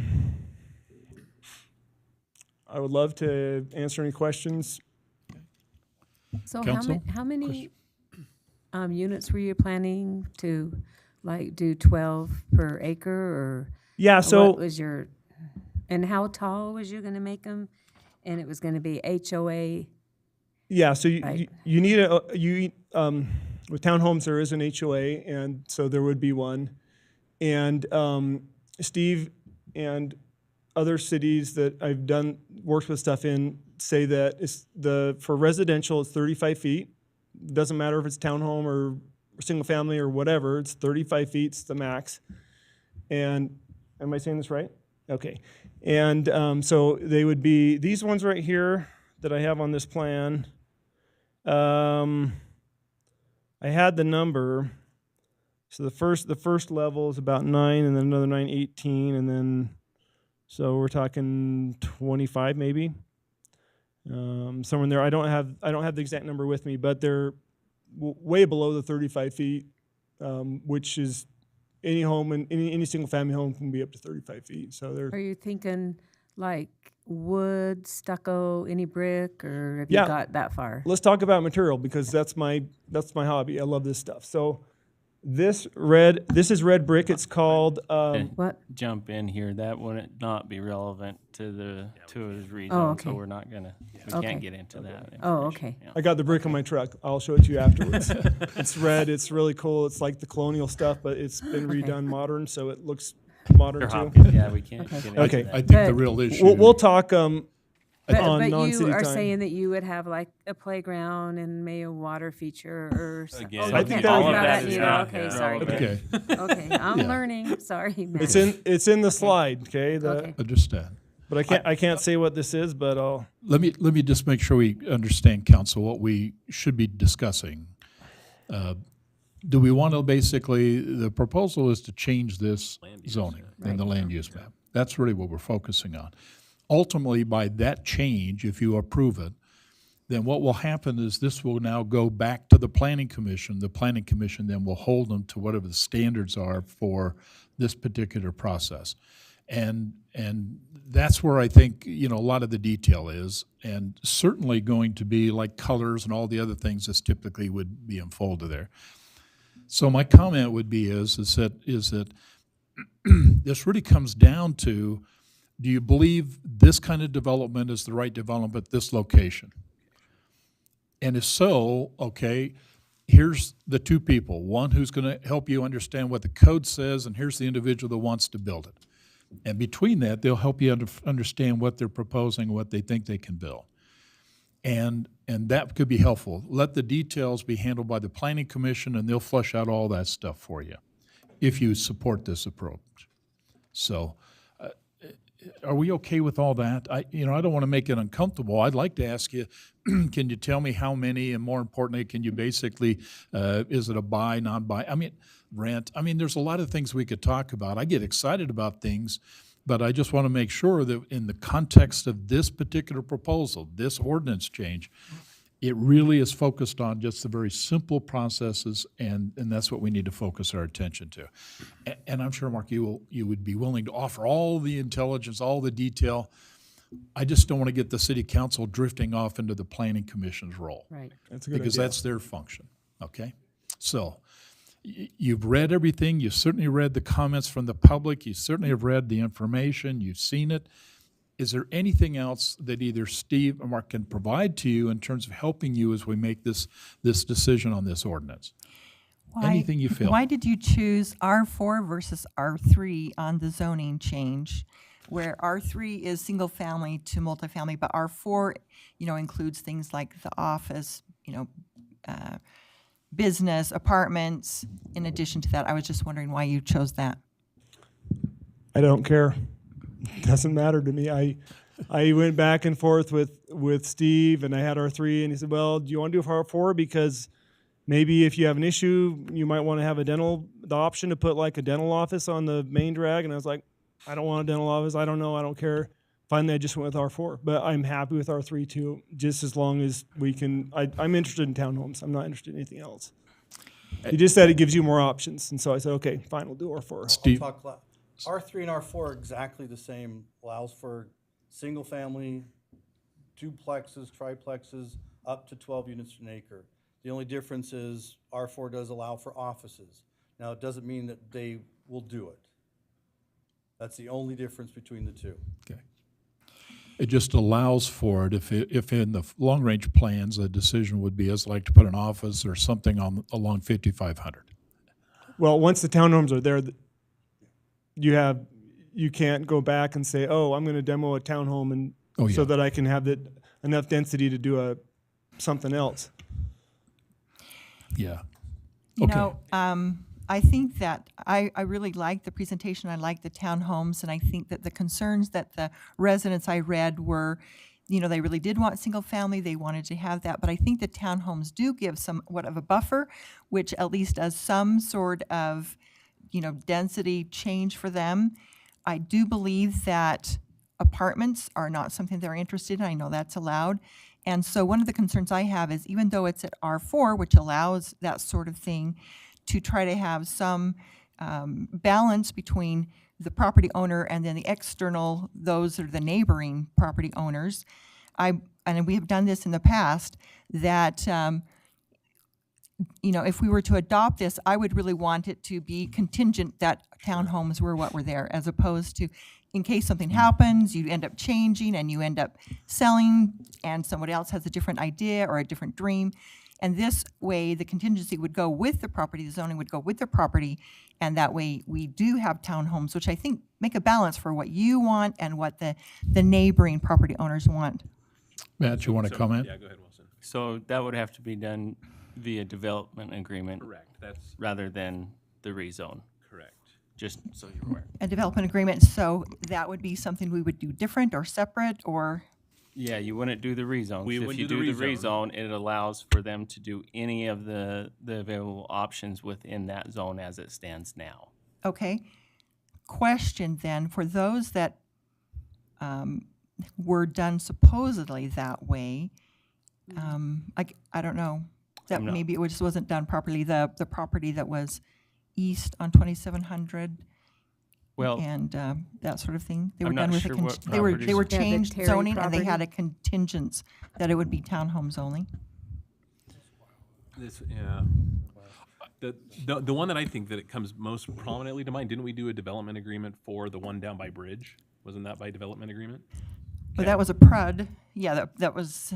Yeah. The PUD. Yeah, if you- But that was different. That was a different zoning thing altogether. That was a PRUD that was done after the zoning. Correct. Now, again, Hopkins, Mr. Hopkins, Mark. That's me.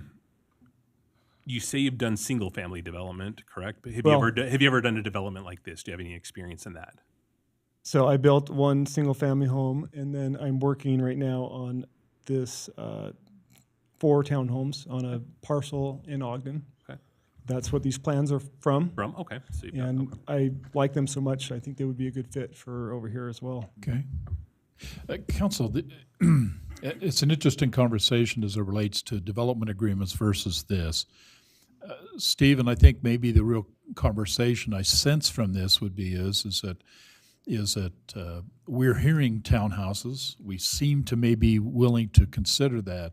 But under the R4, is there flexibility if, in fact, once a change is made, and therefore whatever qualifies in an R4 can now happen, irregardless of what we talked about and what we're discussing here? And I sense from Matt Wilson that is the issue. it can adjust Sure. whatever R4 is, they're allowed.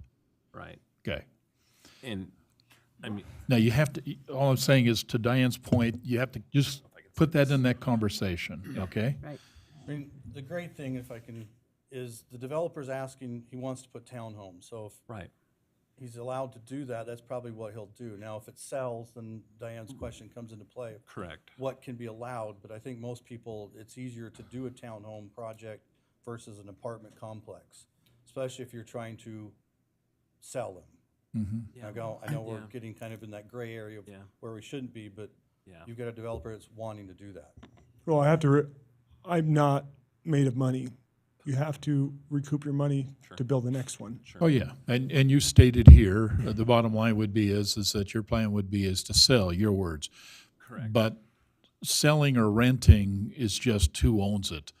Whether it be you own it or somebody else on it, it's a change, so. Yeah. But let's kind of put everything in context as we finalize the approach we want to move on this ordinance. Council, I'm concerned on a foundational issue that talks about what we're going to be facing in our next meeting, where we're talking about how we're going to generate revenue. Yep. And at the end of the day, here's the things that I'm really concerned about. You certainly have read the comments that were made by residents as it relates to the planning commissions. They're in here. Every one of those that I read indicated they were not supportive to this idea. You know, people don't like property taxes. And yet you're going to be facing a tough conversation because the initial proposal from Amber came to us, simply says we're looking at another property tax increase because the revenue is not coming in. It is not coming in to keep up with the demands that are currently. So the choices, and we hadn't even talked about what the choices are, which will come up in the next meeting, that says if you don't want property taxes and we can't find any way to generate the revenues, then what services are we going to cut? Those are realities. And by the way, the general fund where this money's coming into, the big organizations that are in the general fund are in fact public safety. Those two gentlemen sitting right there, that's where 80% of that general fund is going to be spent. And so whatever we have to do, so if we're not cutting the services, which is going to deal with those two gentlemen, then we've got to find a way to generate revenue. Right, and the taxes we paid on that acres, can I say this, what you told me, Steve? Was $943, and if we did townhomes, it'd be around $21,000 taxes that we would get Okay. on that property. So- And that's a big revenue. That's a big On revenue top for of, our again, we just city. increased like the fee schedule too. Right. And again, he's gonna have to go through and get the permits, so we're also going to have that Yeah. revenue generated going into Right. the fund. So the question then becomes, and it's a hard question, I understand this, but we have to also look at this thing from, I say, three perspectives. What does the residents around there want? Right. And we certainly heard what they said in Planning Commission. What does the property owner want? And we certainly have heard now the property owners. And the hard question then becomes, what does Royce City want? And council, that's why you were elected, to make the decision about what does the Royce City residents want. And it's not just this development, it's every development, everything that is on the horizons, everything that was coming at us, and we have to make hard choices. I'm just asking you at this moment to simply say, as we propose to look at this and how we move forward with this one, think about how we're going to sustain the operations we have today. Tell me how we're going to do that. Sure. Yeah. Right. And by the way, not to take Mark away from that, but the bottom line is if you started tomorrow with whatever development you might do, I'm anticipating you're probably going to take you 2 years, okay, to be able to get it to closure, get it completion. And that's not uncommon. I mean, there are months to get developments, get the process. So even if it happened today, you're still not going to generate any real financial benefits from it for a long time. But you're going to get something on the end. So as you weigh this complex, very difficult decision, please consider all options as we now decide about what we're going to do with Ordinance 25-6. May I add another comment? Please. So this is interesting because the 12 homes that Gardner Engineering put down on their study, because I told them that's what I want to do, the city would pay for the snow removal, the city would pay to fix the potholes and all that. And this, the HOA pays for all that. So I don't know if it's necessarily fair that they're paying 21,000 property tax and then they don't really get the benefits, but it is what it is and it benefits the city. Mark, and I will tell you, Matt can testify to this.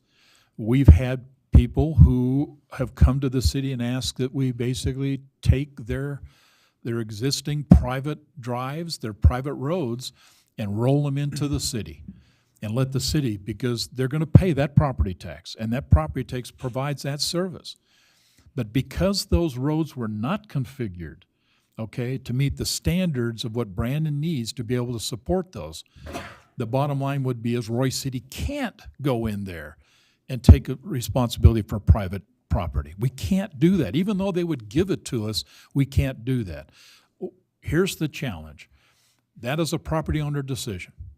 And if the property owner simply says that's a private road and they're going to maintain it or whatever they want to do, that's your decision. But if it's public, and we know that going in, then Roy City will manage that property. That is Roy City's. But that's an agreement between the developer and the city. But these are all private, they're townhomes. So. And if they're private, then let the HOA take care of it. But the reality of that is, and it's always the issue would be is that the owners of those properties still have to pay the property tax. And these types of properties are desirable. I just had my niece and nephew move into one. I've got my brother and his wife who are also looking to move into something similar. So there is market demand for them. Right. I know we have a teacher at the high school who can't find a house. Yeah. And so he's buying a townhome. Yeah. Because that's all he can afford. But I remember when they built those townhomes down by the Holiday gas station, and a lot of people were opposed to those because, they liked having just property with nothing on it back behind their house. But we just drove by those the other day, and those are really nice and well kept up. And we haven't had any complaints of the ones down by the Holiday gas station. Well, and they're very nice. And what you've done to that property, I mean, I live in a neighborhood that it's in the 60s. So, I have houses all around me. But I just can't believe what you've cleaned up, and I would have never wanted to look out my window and look at that mess. Thank you. But I don't know. It's hard because I did read what all the residents said, and Watch the video, yeah. it's just a hard thing because but we got to get some revenue into our city to keep our police and fire from leaving and going to other cities because we can't pay them what all the other surrounding cities are doing. And if we don't get some money into our city, we're going to have to keep raising our taxes. And I'm on Social Security. I do want to retire one day. I don't want to keep raising the taxes, but we have to do something. And we don't have very much land left in Roy anywhere to give us any revenue like this. So. Well, those people Council, that wrote you've those heard a lot of comments, okay? Okay, is there any other questions for Mark or Steve? I have one. Please, go ahead. Okay. What was, Steve, what was the Planning Commission's reasoning for the 4-2 vote? This was not the 4-2. This was the unanimous. Well, the general plan was the 4-2. Okay. Yeah. And the way the ordinance reads is you kind of have to follow what the general plan. Right. Right. Well, there was two that were in favor of this, again, meeting the moderate income housing aspect of our general plan. Okay. And then forwards, I think we're kind of like siding with the citizens. I'm not quite sure, because there'll be another one in a month or two that you'll get that was a 7-vote vote for. That's what So I was thinking. it's, I mean, That doesn't make any sense. I think the planning commission is So they- learning from their. So this one they didn't feel very comfortable with and voted okay as they did. the But other another one- one, maybe they didn't have a lot of people that one, and as a result, they all voted for it. That doesn't make any sense. So, Steve, I've been around a long time. No surprise here, okay? Okay, anything else? Just a comment. Please. My daughter lives in a townhome at Daybreak, and she has yet to have to buy a mower. And my point is there's a lot of people that don't want all the lawn care. They don't have the time, they don't have the desire, or they don't have the credit card to Lowe's. But whatever it is, there's people that will find this place. And I remember our conversation over the phone with you. And anybody that would go through that much work to clean up a blighted area of Roy and then present us a plan And not follow through. and not allow him to build, we know what kind of character he is. He's been doing that for 2 years, right? By myself. Yes. So I'm for it, and Thank for you. a lot of reasons. Okay. So any other comments, questions, council? Okay, with that then, do I have a motion then to approve ordinance number 25-6 to consider a request to amend the general plan future land use map from single-family residential to multifamily residential? This is a motion to approve ordinance 25-6. You're the one that approved it, wanted to do it. You haven't voted on nothing. Yeah, I'll make the motion. I will tell you that's important that, because normally when I ask it twice and I don't hear anything, it fails for lack of a motion. But Okay. I heard you discussing it. So Brian, I have a motion, okay? Do I have a second? I'll second. Okay. I was getting a little nervous there on a second. Sorry, you. it's just, we've gone through this one time before. This is an ordinance. It is a roll call vote, okay? Brittany? Councilmember Paul, Aye. Councilmember Jackson, Aye. Councilmember Scadden, Aye. Councilmember Saxton, Aye. Councilmember Wilson. And I'd like to say that in light of your plan and determination for the townhomes, I'm willing to go for that, and I'm hoping that that's what goes through and that we don't have that change about that could possibly happen. So with that, I say aye. Okay. Thank you, council. Ordinance 25-6 is approved, okay? Now, in order for us to get to ordinance 25-7, we had to get through ordinance 25-6. With that, Steve, now let's discuss in terms of the zoning map change, please. Kind of already talked about it. Really, Okay, it's let just a- me read it then. Ordinance 25-7 to consider a request to amend the zoning map from R18, single-family residential, to R4, multifamily residential. That's the ordinance. Any questions for Steve relative to what he's already said, what you already know? Okay, with that then, council, do I have a motion then to approve ordinance 25-7? To agree, moved. to consider a request to amend the zoning map from R18, single-family residential, to R4, multifamily residential. So moved. Thank you, Ann. Okay, do I have a second? I'll second. Okay, Randy, thank you. This is also a roll call vote. Brittany? Councilmember Wilson, Aye. Councilmember Paul, Aye. Councilmember Saxton, Aye. Councilmember Scadden, Aye. Councilmember Jackson. Aye. Okay, thank you, council. Ordinance 25-7 is in fact approved. We now move into city managers and council report. Matt? Yes, thank you, Mayor. Our fire association is putting their funds together in elbow grease to hold a car wash for a fellow firefighter that unfortunately his son was diagnosed with leukemia. This is going to be held on May 24th, just behind us here at the Roy Fire Station 31 from 11 a.m. to 3 p.m. So please come out and support the Fire Association on their efforts. Real quick, just a follow-up to that. If you all remember at Roy Days last year, the little boy that was with the firefighter, Cal, that's him.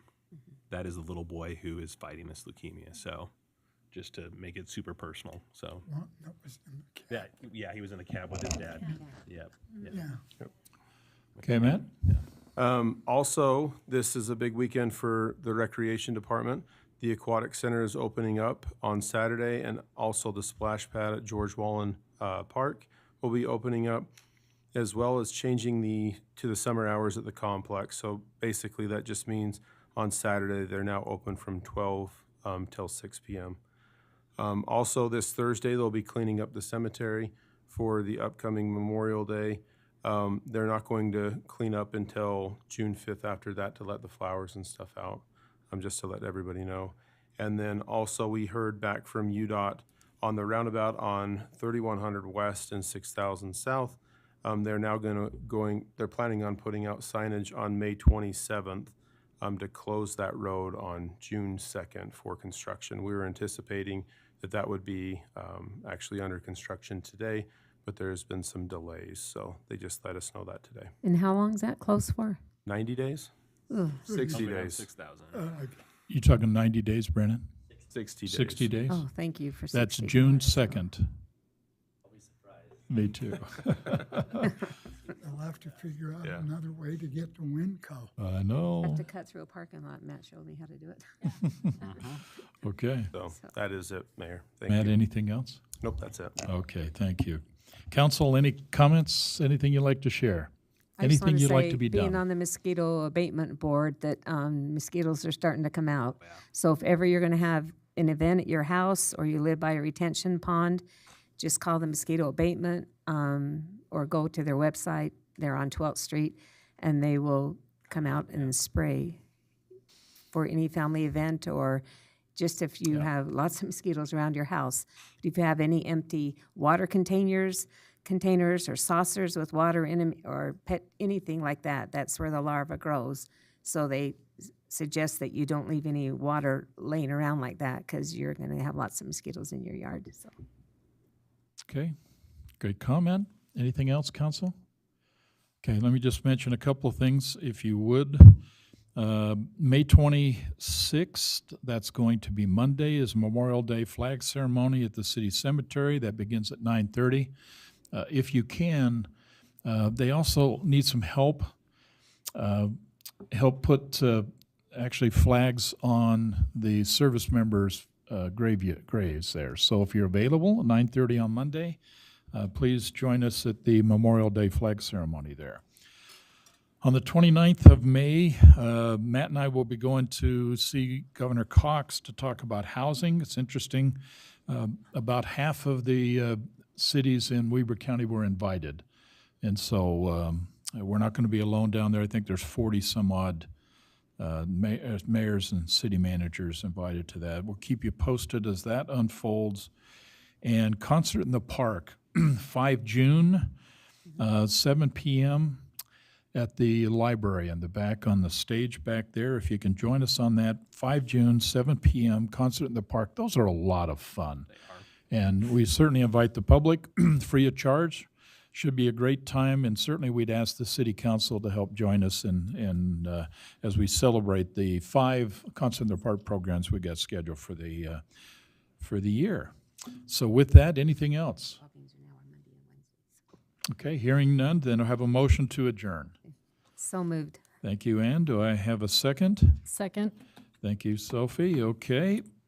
All in favor say aye. Aye. Any opposed? We are adjourned. Thank you. Thank you. I gotta go jump on the plane. Back out to Tampa, and then Tampa to Denver. I was supposed to be road tripping with Ashlyn.